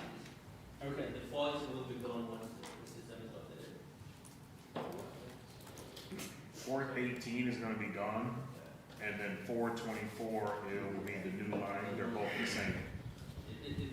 I think that's what he said. The old budget 418 used to be the traffic line, the light, and the traffic and signals, and now we have to do some update with numbers, so depending on that we have to have new numbers for each line. So 418, it's somewhere else, it's been determined with after. But now we have to switch it to 424, like those two lines will merge to 424 for this department. So what's the 424 then, that's under street lighting, it says traffic signals that dropped to $180,000. Oh, that was a typo. We wanted 20 and we put in an extra zero, so it was 200,000. So it was supposed to be 20, not 200.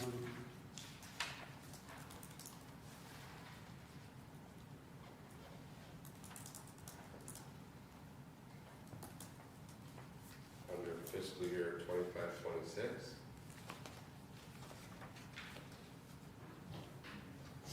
On 424 under street lighting, it says, Yep, I see what you're looking oh, moving, yeah, that 200 there. Now under 26-27, you have it at 20, at. 20. which is 180 drop. But you're now saying that's the 424 line that's now gonna come over to maintenance of streets, which is up there, which is 10,000. What was the prior year? No, maintenance of streets should have its own 424, correct, Len? Yeah, Yeah. that's traffic signal.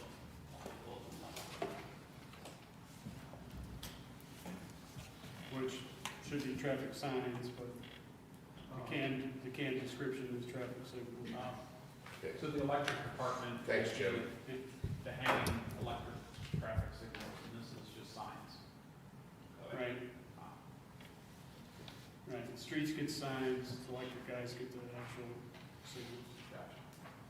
I mean, essentially, the 418 will be gone and all those, 300,000 will be activities, both traffic signals. Two traffic signals. What's it? Ambulance building. Yeah, we did not know, it pulled things over, correct, that we just couldn't explain some things that imported, that, Basically, we had things in Encode where different departments could have the same line items, but different descriptions. But with the OpenGov, you can't. That's why there's zero on the other. That's why there's zero I think now I know on what the you're other. getting. Yeah, so like that, the 424 is gonna be the proper one, the 418 or whatever it is? That one, or the 447 will be gone, 440. or 440 in this, yeah. We made the change, So my question then is, what does the $1,236 really reflect? It's a small amount, but what does it really reflect? Right. What did we spend it on? Exactly, what is that supposed to be? Where did we spend Because we it? see that all throughout. Yeah. Oh, That's yeah, the action. that's the So traffic. signal. Lens, that's a question for you, I believe. What is that $1,236 under that 447 line that we expended? What was it actually for? That's the 420, that should be the 424, that's where the 447 line, basically that description will be gone, but the old information there is gonna bump up to the 424 line. So that's 1236 reflects traffic. Signs? Right. Traffic signs. Okay, Hey, signs, not Lens, signals. The Lens, signals are in can you there. hit refresh and just see if it changes the personnel service? Tried that already. Oh, you tried it, okay. Jeremy reached out to. Tiffany. Yeah. Okay. What were you telling me?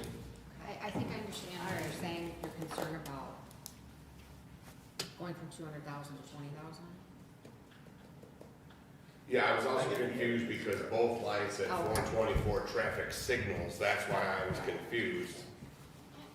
Because Jim said you can't make it say traffic Okay. signs. You're going back. Are we, okay, back up a little. Are we good then with all of this? We realize that some of the things haven't updated, right, like personnel, A but. little while. And And the the gas ambulance and billing oil, is actually the everything traffic else? signal Well- money, correct? The gas and oil, Gas so and oil. that has to be allocated Redistribute. across them. Distribute it different. Right. Yes, okay. We'll make sure. And Jen's keeping track of the pages that we're gonna have to update for you guys. That'll be one of them. And, sorry, the 447 year-to-date, that's actually the year-to-date, which should be in the 424 traffic signals line. That's what I'm gathering.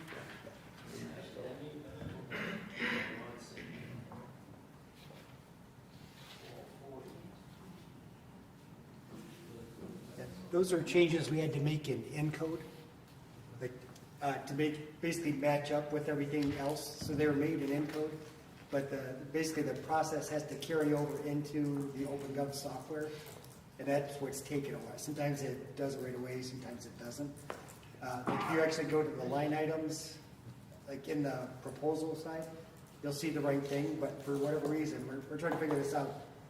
On the reporting, and it's not kicking out of there yet. So. I'm not laughing at you, Jared, I'm laughing because you said we had to put some stuff in to make the numbers match. No, That's what I was, so. just account I numbers, went up here on camera. By the way, account numbers, no money. Yeah, right. Behind the camera.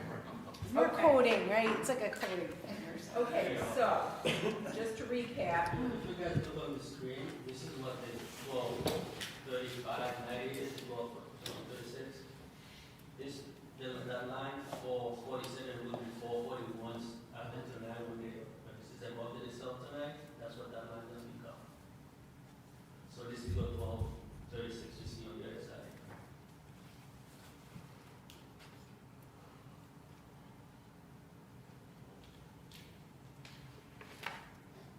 Does that make any sense? it makes sense, but I don't know what agreement Old Washington Street is, but I don't think I want to ask that right now. Thanks, Adrian. I think No, that we make a can ask note. that another day. We'll circle back to that We'll one. circle back. Okay, all right. Okay, maintenance of streets. We backed out a position, we left the for summer, we increased the overtime back to 425. We redistributed 380,000 for gas and oil. We will, but. We will. Okay, and then on our, not on there, but on our paper copy, the chemical and lab supplies is minus 20,000 there. Okay. Does that sound like everything, guys? Sure. Okay. Next one is tree program. Okay. Tree program is pretty straightforward. Which one are we on? Which line? Tree. Tree. Okay. 5111 tree program. Yep. Which is obviously our tree program. And the big change here is I did put in $25,000 to start purchasing new trees. There hasn't been an effort in recent years to replace the trees that have been being removed from the subways. So this is a start. It's not going to make a huge dent around the city, but I think we need to be doing that. We need to be replacing those trees. And this will at least give us some funding to replace them in critical spots. These are to replace trees in subways, Public streets. would you say public walk? Publicly owned trees, yes. And we get into the question about, That's a fun conversation we gotta have about Well, what tree it is. let's start with Oak Hill, yeah, let's add them first. Right, that's my point, these aren't Yeah. trees for Oak Hill Park, he said that they're. Well, but those are public trees too, and we need to have a whole discussion about the subway and trees and responsibility before we give any, yes, well, before we give anyone a tree that they're gonna have to pay for to cut down. I do have a question then about the personnel services, before we haven't had anything in there, it makes sense to have anything in there, but is that for a forester, or is that allocation of staff for that labor? I think we have someone. Well, we haven't had anything in there for, Is that our tree contractor? Where's our tree? no, that would be under contractual services. so Okay. what's the 15,000 for under personal services? So that I'm not sure I can put that in, so. We don't need that in there then? Taxpayer. There are times when it populated numbers that we had to like take out. I mean, I know we ran across that. Is that possible now? Yeah, yeah. I think we could, Technically, aren't we supposed to have a forester? Sue Cooper was our forester for a long time. We are, and that's why I was questioning whether or not we had allocated money for a Is that forester, ever unfunded? Jim? or, Was that ever unfunded? It shouldn't, it shouldn't be. But there was nothing in the prior year. Correct, because it would have been allocated incorrectly in another line item. So I think that's under like contractual service or something like that. I do think it was unfunded at one point. We have tried payroll quite some time. We are required to have one, or were, as a Tree City USA, but we are no longer Tree City USA, so Oh, We're gonna put the trees back in the we sun. lost that. So we gotta have it in there. well, Not for a lack of trying, we really did try to find someone. I'm not exactly sure what they gave us, but I think we'll be okay. So I guess before we scrap it or not, we just need to know what was the intent of this, if it was for a forester part-time, and we did talk about looking at, Alfred in different places to be able to say, or could we share something with Pfeiffer if they have one or about that, but, I think we even explored the idea of paying for training to have someone in-house in the parks department. Or for the third time, the guy that works in your sewer maintenance is actually a certified forester, that I've repeatedly said. that's, Did you say that, Jared? he said it a It's, few I times. know a guy in your sewer department Somebody that's a, said, well, that's a forester. so do we want to leave it or do we want to keep So, it? That's I really mean, if about we don't know what it's for, Yeah, no, I'm fine removing it, but, remove it. I mean, if they But work then- us, our status away, Did they go well, take we the don't, flag? yeah. did they come back and take the flag too? We have one for every single year, as well as Right, a plaque so- somewhere. So last year it was left in the 25-26 general fund for emergency cleanup. What? Well, we have emergency That cleanup. 15,000. But we reduced that this year by $10,000. Yeah. I mean, we could bring that back up and check out the personnel line. Because it looks like we didn't expend any year to Looks date of emergency cleanup. All right, so And they're reducing it to 5, so we could eliminate I mean, which line? You could Well, eliminate. the personal services, if we don't know what we're doing with it, or we don't know what it's for. I have not received anything requesting funding in that personnel line. Okay. Maybe take that one out then, take it out. Should we run, take that up Right, to the 10? tree forester was unfunded before.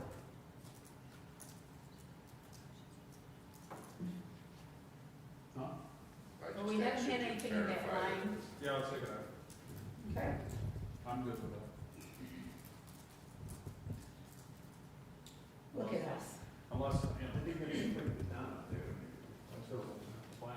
I mean, if down the road, we have a plan and we need to do something with a forester, or we look to the guy who is in sewer and stuff to see maybe there's some allocation of time. The only thing that comes to mind, and I don't know who's maintaining it, is I know Gary got that grant to document all the trees, right? So that company came in and documented all the city-owned trees. And I think the idea was to have the forester maintain that database. I don't know who's maintaining that database today? Nobody. And I think that's why we asked for, it, right, and James had gone back and he had looked to see, I remember where the trees are and everything, so I think we just maybe need to get some clarity around what is our intent with trees and stuff. So we are coming back to this for future discussions later, right? So the $25,000 is a lot of money. We're getting rid of the 15,000, so we're striking. What So we about the just- 25,000? The 25,000 for the tree program for new trees. Yeah. We haven't put new trees in God knows how long, and we've had multiple people talk to us about it, so. It's almost a wash there, you know? So I get what you're saying, but at some point we do have to replace trees. I mean, we have a number of them of our large trees in Oakville Park that are gonna need to come out because they're life expectancy. Plus, we had all the ash trees that we needed to take out that we didn't replace any of them. So, and we still have more to take out. And Alderman Robinson. Yeah, I lost my train of thought. Okay. If you remember what it is, I text mean, it. it's on the tree program, but, So I maybe the seriously tree can't. board could meet and make a recommendation. It was on the survey, I'm sorry. So the survey itself, we paid, because I remember that I thought, I did not like the thought of paying all this money for a survey to be done, and then now hearing that it's not being updated or tended to, it makes that money spent worthless. Now we have a list of trees that we have in the city, whoop-de-whoop. I think we need to dedicate someone to get that list updated before we get so far down the road that that list is worthless. I think we can recapture by just saying, okay, we know in the past 2 years, we've taken down 20 trees, we know where they are, let's get that list updated, and that way that list does not go to waste. And that way we didn't waste I'm pretty sure it was 6 figures, I'm pretty confident it was.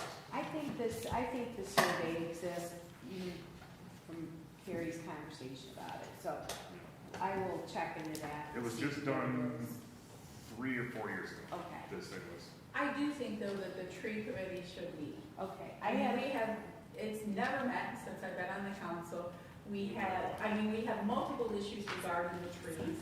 Trees in the subway, trees that need to come out, tree reports, a number of things. So my recommendation would be to go back to the tree committee and have the tree committee make recommendations. And I contacted the person that used to be on the committee, and she said she'd be glad to, revisit it and start having it again, so. Sound like a We'll plan work to me? on that. Okay, anything on trees? Okay, we're getting there. All right, good. All righty. So next budget center is 5120, maintenance of bridges. And we have Aaron's title here, looks like the rest of them. So we do have several bridges in the city. They don't require a lot of maintenance from us, then may occasionally require something. And that's what That's this, what I was gonna ask, whether or not the bridges were, I thought the bridges were. I think the we states. own 5. Okay. Um, Okay. We need to maintain some small budget in case we have to respond to something on one of those bridges. And once again, we've asked to have things put in the budget, so we're not surprised. So that's where capital outlay of $10,000 comes in, so that down the road, if we need something more in a year or two, then we have something. Okay, anything on that? All right, we're cooking now, James. Snow removal, 5142. These are the additional expenses strictly for snow removal. Supplies and materials is road salt. We've already met the budget on that, as you can see, right? Over Right. budget, We are, for this year, we are over budget. over budget. Yep. And repair and replacement of accessories is really repair and replacement of snow fighting equipment. $17,500, probably buying one plow. So in here though, we know we need a salt shed.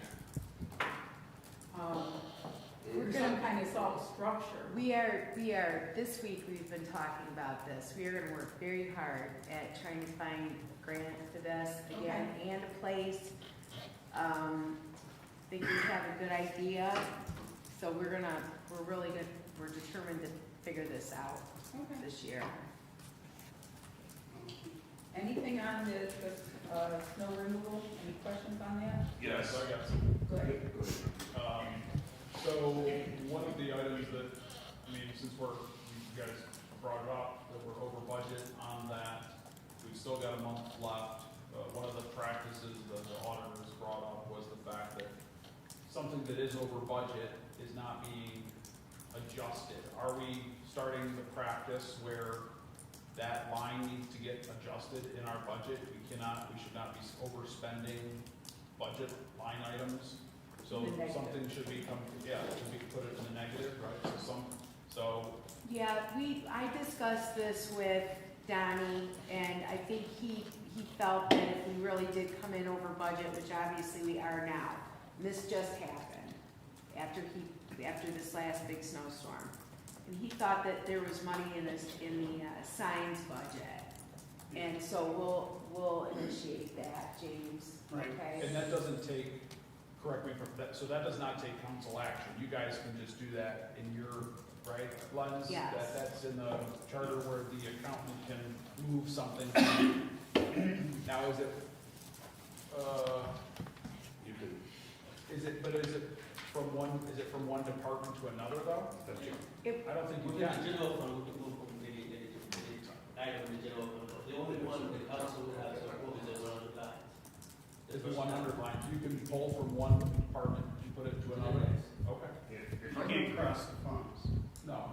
Well, define department, because not DPW to police or anything No, else. no. You mean within the department, Yeah, right? yes. But you're talking different lines, but within the DPW. His budget, yeah. Yeah, okay, I just wanted to make sure everybody got that. I knew what you meant there. Yep. Yeah. Is that? So, the question I had was exactly what John was gonna say, so we were thinking the same thing. But since we jumped to this, if my memory serves me correctly, I recall the state comptroller auditor stating that according to the charter, you can't move from 1 to 2, meaning a different department. You can, however, go within 1.1, 1.2. You can go within that, if I'm not mistaken. Because I remember writing that down on some notes and make a mental note. So, and that was the way he kind of explained it. You can't go from 1 to 1 to 1 to 1. But from within the sub-bracket, you can go 1.1 to 1.2 to 1.3. You can move from within that bracket. So that's saying, That's the question. if I remember right, you can move money within the 5142 snow removal. Right. So you can move from But 412 to 419. But Correct. needs council But- approval, like to move But from. Donnie talked about taking money from his signs budget Yeah, to then buy road salt, correct? yes. That That takes needs a council approval. That's what I Okay, thought. Yes. all right, Yes. So that's what I'm saying, anything that's in that little block, under whatever little block you wanna have, okay, you can move money from that one to that one as long as it's not the 100 line. okay, But you can't move money from 5142 to 5182 Right. without council approval. okay. Yep. So to move the money from the signs to your salt budget, you do need to present a PL to do it. Got it. And that is one of the issues that we've had historically, is that we have not Yes. gotten that information and that hasn't been brought to the council. Well, the looking at the old budget backing up, the 15,000 Forest Service was unfunded last year from the previous year, as was the 25. Just And then I do want to circle back because when you think about what the DPW director stated of you have your up and down years. So considering that, we can say, yes, this was a up year where we spent more. Then you go to John's point, what the auditor said, you still do not want to go negative. So therefore, I believe we should responsibly move that number up to worst case scenario of whatever we went over by, project out if we did have something else happen and try to go from there. And that way, as you go year to year, you keep that amount the same. If you end up lower, then you're fine. But if you end up high again, at least you're covered. Okay. So I think that's the general premise of staying within those parameters. do we get our last salt? So what is, since now we're in minute to minute practically, what is our total year-to-date spent then? We, 125. Well, I didn't know if we had gotten something else new. We did get a, are you asking how much we have left for the rest of the year at that 125,796? So we're over 76. Yes. We are One trying to squeak out, but we may end up ordering a couple more trucks. All right, so it's section 3.078, budget transfers. It says the city auditor may transfer part or all of any unencumbered balance of an appropriation from expense item from one line item to another within any given department. Okay? And it just goes on to say, you cannot transfer from one department to another without council action. So that means they can't. That requires, so if you wanna pull it from a signs budget and whatever, street lighting and move money into snow removal, you gotta have a resolution. That was from the charter, right? Yeah. Okay. What's that? Okay. I Okay. think the charter committee might have been working on cleaning that up because it does say given department bureau or officer's appropriation. And department could be looked at as streets, parks, snow removal, or it could be looked at as DPW as one department, so I think And I that. think that the council look at the department as this box right here is the Okay, So department. I think they Yeah. were trying to clean up that wording. Yeah, right. So for now, we have to introduce a PL to move from signs Yeah, to they look at salt. budget All department, right. 51. And so make it, make Go a ahead. note. Jim, like we do in the, the private sector, does the city get forced with their shortages on salt? Do they upcharge or do they keep you with the state bid that was started at the beginning of the year? We have a range, so we're obligated to buy 70%, and we can get up to, I think it's 125% at the same bid price. At the same bid price? Yep. Okay, I'm just asking, 'cause like privately now, like I think ours is up like over 200 a ton. Yeah, no, ours would still be, right now, ours would still be the same price that we started buying it at. But so just jamming up our back ends, not the cities. Yeah. Okay, so in looking at that and going with the idea that we're not gonna underbid ourselves, so to speak, we're at 125, do we want to increase that to, I mean, the prior year was 131. The transfer that we're looking at making is up to $15,000 if we need that much more. So do we wanna put, so does it need to be 140? No, I didn't think that'd be enough. If we have the authority to move it within the DPW budget, I don't think that's necessary. Right, but we wanna put The next actual budget. numbers as best we can, The next budget. Yeah. right? You So- wanna put as best you can, but then to your point, For contingency. for, yeah, for contingency or for, I, 135? I'm thinking 135, considering 2025 was 131, and then you figured this was a bad year, so you figured if it would repeat, then maybe it would come in around the same amount. But if it was much worse, then that was an extraordinary event.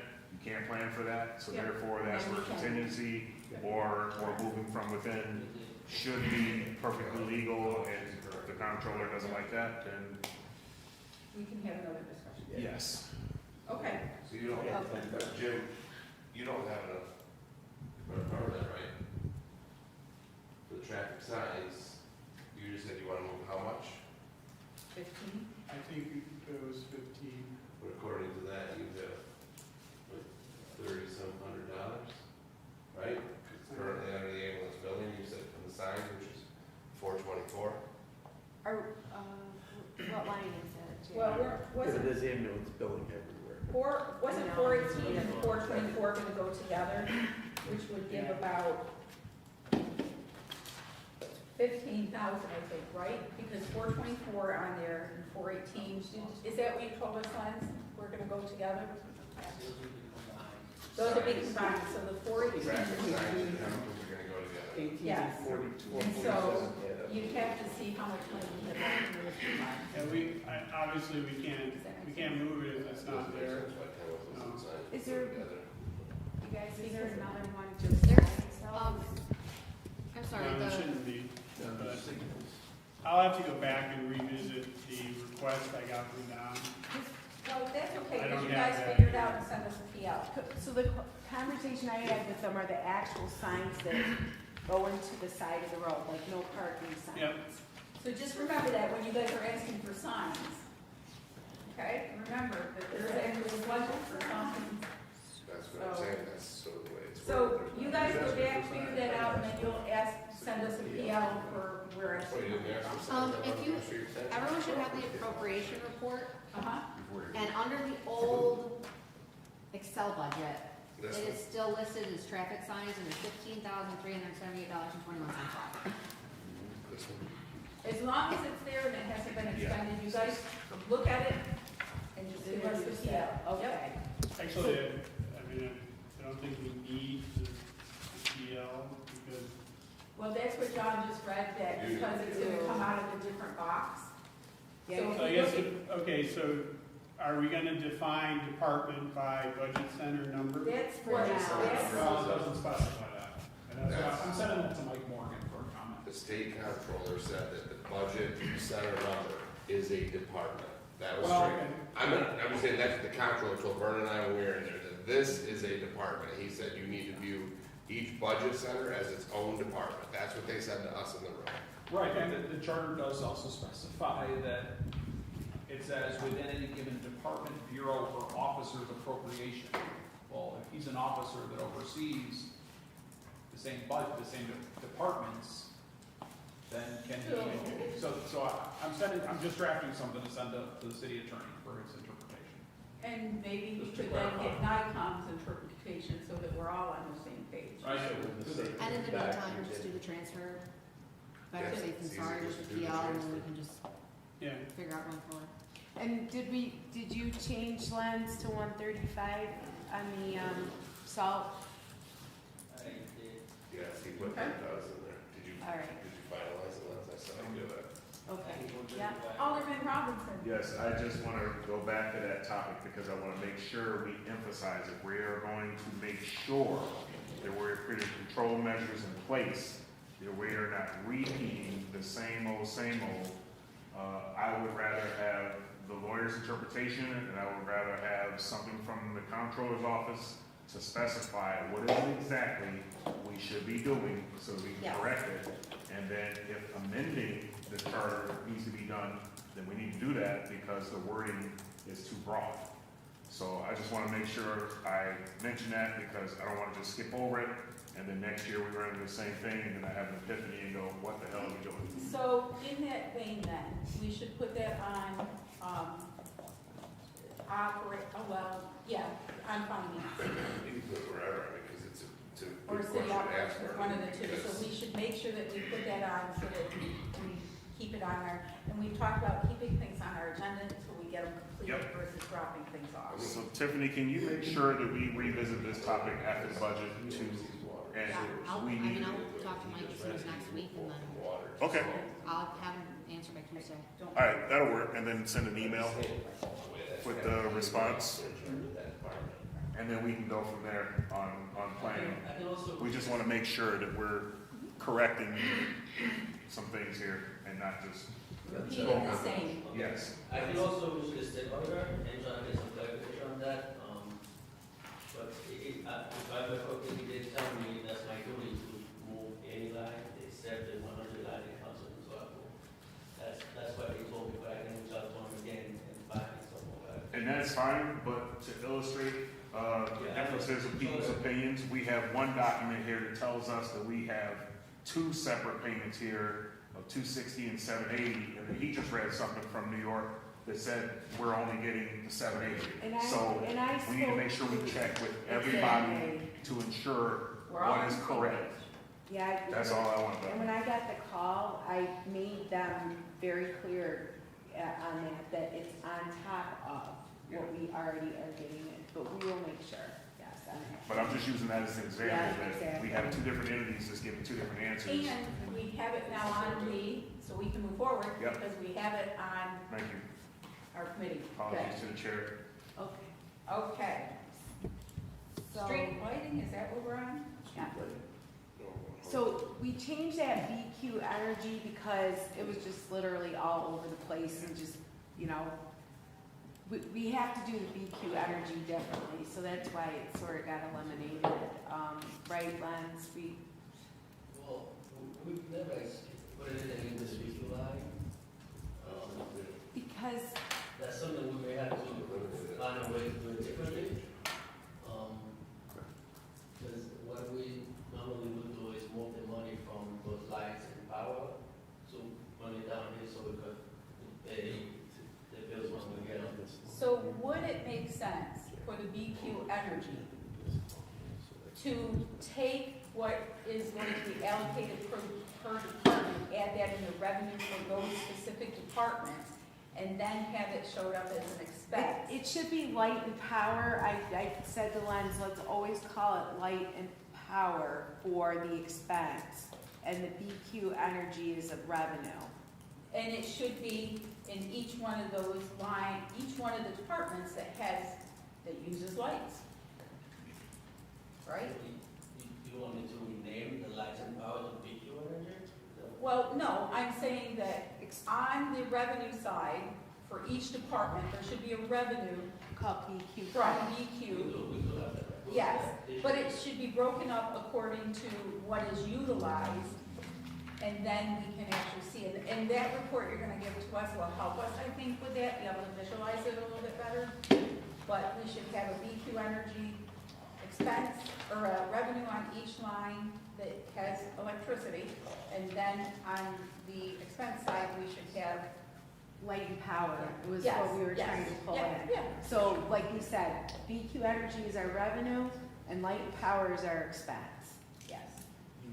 So really, in this section, it should be light and power, and so far, Yes, 73,000, so, and I'm guessing we're gonna expend something on light and power. here. right, so it should be like an expense of light and power in this section, 5182, and given where we're at right now, I guess we have about, let's see, 73, probably, possibly 18,000 more to go. I guess we have to look and see, because the 238, 837 is really high. So, but we need to, that BQ energy, that should be light and power, so the question is, how much have we expended in street lighting for light and power? So far, it's 73,000 is what it's saying. What we've received. But, No, this is This is expenses. you're right, how much did it cost us to keep the lights on? Right, Oh, for the street lighting. Yes, that's just the light. and it's hard to tell because clearly that number is not accurate there, and you don't have a budget for last. Yeah, I think we need to look at like historic like lens, if that's been categorized wrong. We need to make a change there. So we need to know how much it actually, for street lighting, what was our cost? Yeah, So what were our costs, that's what we need to know, because it needs to go in here as an expense. exactly. That needs to change. That expense, That 500 line should say light and power. Exactly. Yeah, so our current year-to-date on street lighting is 73,000. No, that's a negative, so clearly it's nothing. We don't know. Those are all the fund we moved from those lights and power to subsidize this line.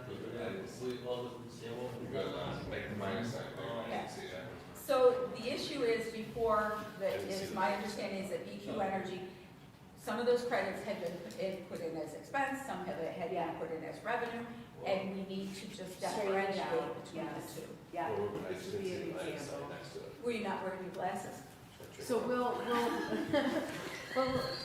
We recorded that. You need to be nice. No, okay, so we will make sure that the 55182, we clean that up, make sure we know what the street lighting is and allocate it in the new budget. Yes, Okay? and then, so that would It'll be be page called Light and 40. Power. It Yes. will be called Light and Power. Yep, Okay. so we're good, because there's not, is there anything else we need to talk about? I mean, really, we have repairs, the Airport. difference of 1,000. No, All right. on that. Oh, I'm sorry, okay. Okay, Sorry. airport. Okay, I just want to let you know that we are working on the revenue side of this, okay? We normally have a $95,000 a year contract with the county to give us money for operational expenses. That has been a process of trying to track down what we're providing to the county for that. But I just wanted to mention that there will be a revenue line in the budget that reflects that $95,000, which they pay us basically the following year. Okay? Which was a two-part revenue, What's that? which was a two-part revenue, correct? Yeah. Say it again, a two-part what? Revenue. Yes, they combined it. It was $80,000 in revenue. And then they increased it $15,000 or gave an additional 15 Covered. to cover the taxes. So in lieu of taxes, when the pilot program expired, Yep. we couldn't renegotiate it, so the county actually, we pay it and the county pays us for it. That's right. So it's a two-part revenue. So it will be in the revenue for the budget next year, but just keep that in mind when we look at revenues. And that's separate from the airport fees and rental item under revenues, correct? Is it not- We're under expenses here, or right? She was saying there'll be a revenue. Yeah. Just so it'll be an Revenue, addition. yes, fees and yes, revenue. yes, yes. And the airport for us should be really a net zero in terms of cost for the most part. I think we were saying we do make some money off the fuel, right? I don't think it's ever been net zero. And So- that's- and the fuel is not on the revenue table, so I was just wondering where that The 55,000. fuel is It's part of actually, the- number 466. Last year. Right, that's it, under the expense we purchased, we're Right. proposing purchasing 55,000. When you go to estimated revenues, there's no indication of Oh, any monies collected for that. That revenue, the 1740 in the revenue side, that's included all that, the rental fee, the sales fuel. Well, no, no, 17, this is under revenues on 1770. page If 23. you look under the revenue side. So the 1770, that, okay, so the 91,000 includes the fuel and everything we sold. Fuel and Got it. rental, all of that. 1770, Okay. okay, good. Okay, so let's start at the beginning though. Personnel services. So for personnel, it was, I'm gonna try to explain this the best that I can. The proposal is $132,600. That is 6 part-time employees at a total of 7,800 hours, and we have 1 vacant position right now.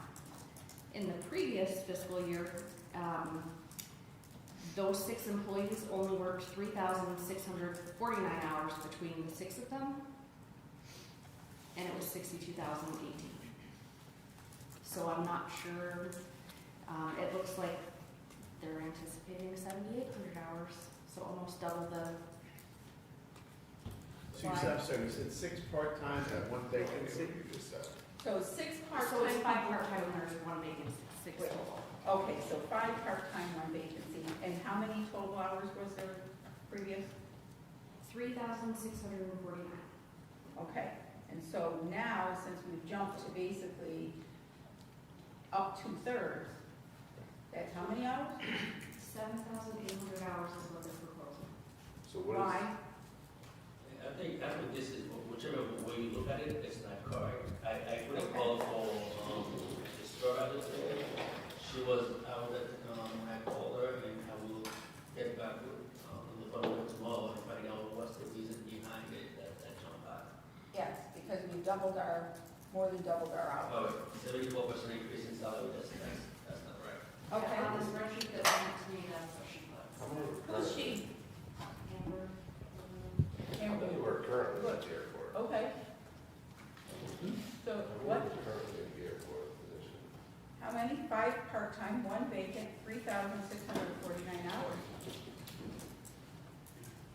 So, Lens is going to check into that, James, whomever is, and you're going to give us a report back so that we can know what the actual number should be, because it doesn't look like we should go up 74% in that line.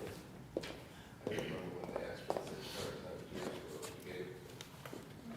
Well, 5 part-time, 1 vacant. That meant we had to give them a sixth position, a sixth part-time. I remember that they came here and asked years ago, a couple of years back, maybe when Rob was here, for 6 part-times, and I don't remember. I thought that one of them increased their hours and somebody became like a senior or something. Yeah, there is one senior airport. So the question then is, so if there's 5 part-time and 1 vacant, is the 6th? There's 6, on this sheet you gave, there's 5 part-time airport maintainers and 1 senior airport maintainer part-time. Yes, and one of the names It's on there is 6. Cockler, he is actually not with us. Oh, he's not. Yeah. Okay, so you can cross him out.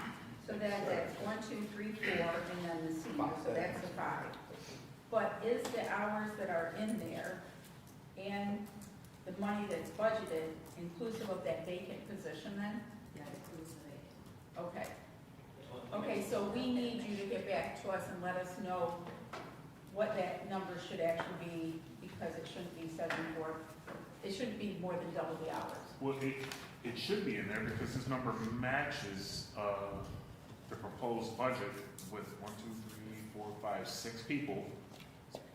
But 1 isn't there, so that means the money is there, but the body Right. isn't there. Right, Right. And the only increase was due to hours, correct. if I'm not mistaken, right? Right, but the Yeah, hours, there's no accountability for the hours, gotcha. why they went up. So we went, for some reason, it skipped from 3,649 to 7,800.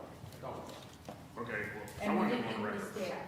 Well, Personally, and I feel like this every year, I do not believe the city of Olean should be subsidizing something like an airport for a group of individuals in the city that have the ability to utilize this.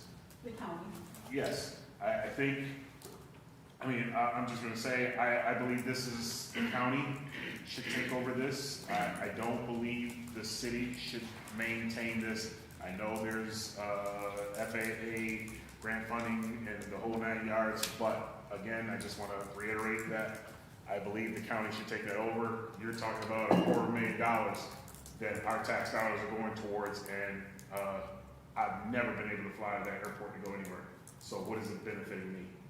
So why am I paying for it? So does- That's just my Their 2 scheduled cents. services, it's all private planes or corporate. Exactly my point. It's, then let them pay for it. I said that when I first got on the council, when this whole thing came up and everybody was mad at me. I don't care. I agree. This is something we should not be paying for. And to add to that too, what was it that we had this discussion about the hangar had some issues and, Well, the main hangar has significant issues at this point. yeah, I mean, that. The doors jammed this winter.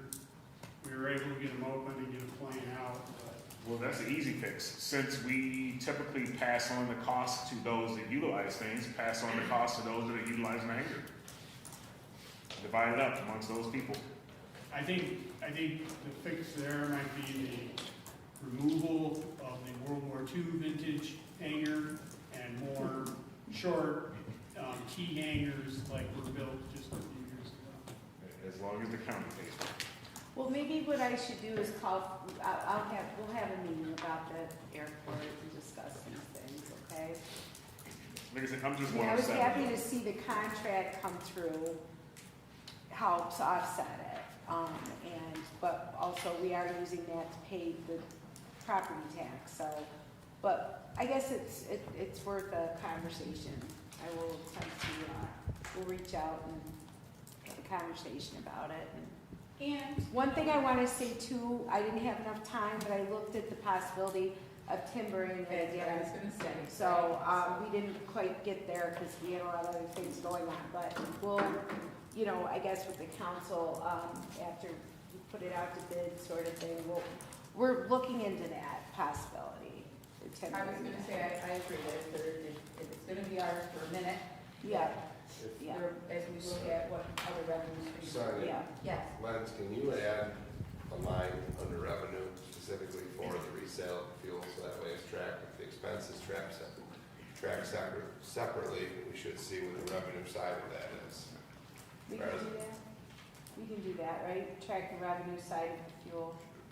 You should be able to yourself. Yeah, because it's, yes, It's needed. Okay. it all comes in on a credit card report. That's the only way you can buy it, I believe, Okay. so. So we're waiting for the report on the personnel services side. If you want a nice statistic too, you could ask for the monthly log of actual flights in and out of there. That's always a trip. I know it's been down lately. Don't pun intended. No, it would be nice to There's know. like five flights the entire month of February, like, All that deals. 10 the entire month of January. So sign it. It's a real economic driver. Waiting for something before we remove it. So the 100 line, while it matches, as Vernon said, It's for the people that can afford over here, that prop plane. if we're also talking about doubling the hours, we need clarification on that. Yeah, I'll get more information on that tomorrow when she gets back. Okay. So how about the other, it looks like we've decreased the number of the lines there. Okay. And it looks like appropriate to what's been expended. Yeah. Yep, ambulance, but it's back out. Yeah, it's important, that's gonna be 440. The ambulance is gonna come back to 440. Any There you go. See? other questions on, other than what we said in our recommendations to the mayor about, maybe getting us out of the, airport business? Okay, we'll be out of the, bus and the airport business before, right? No, you're not gonna get it. Well, I don't know how this is gonna be throughout the airport. No, but I'm just saying, that's what, 19 more years. huh? 19 more years. Yes. We used to have passenger planes that would come in, very small passenger planes. Are we done? Okay, anything else under Yeah, airport?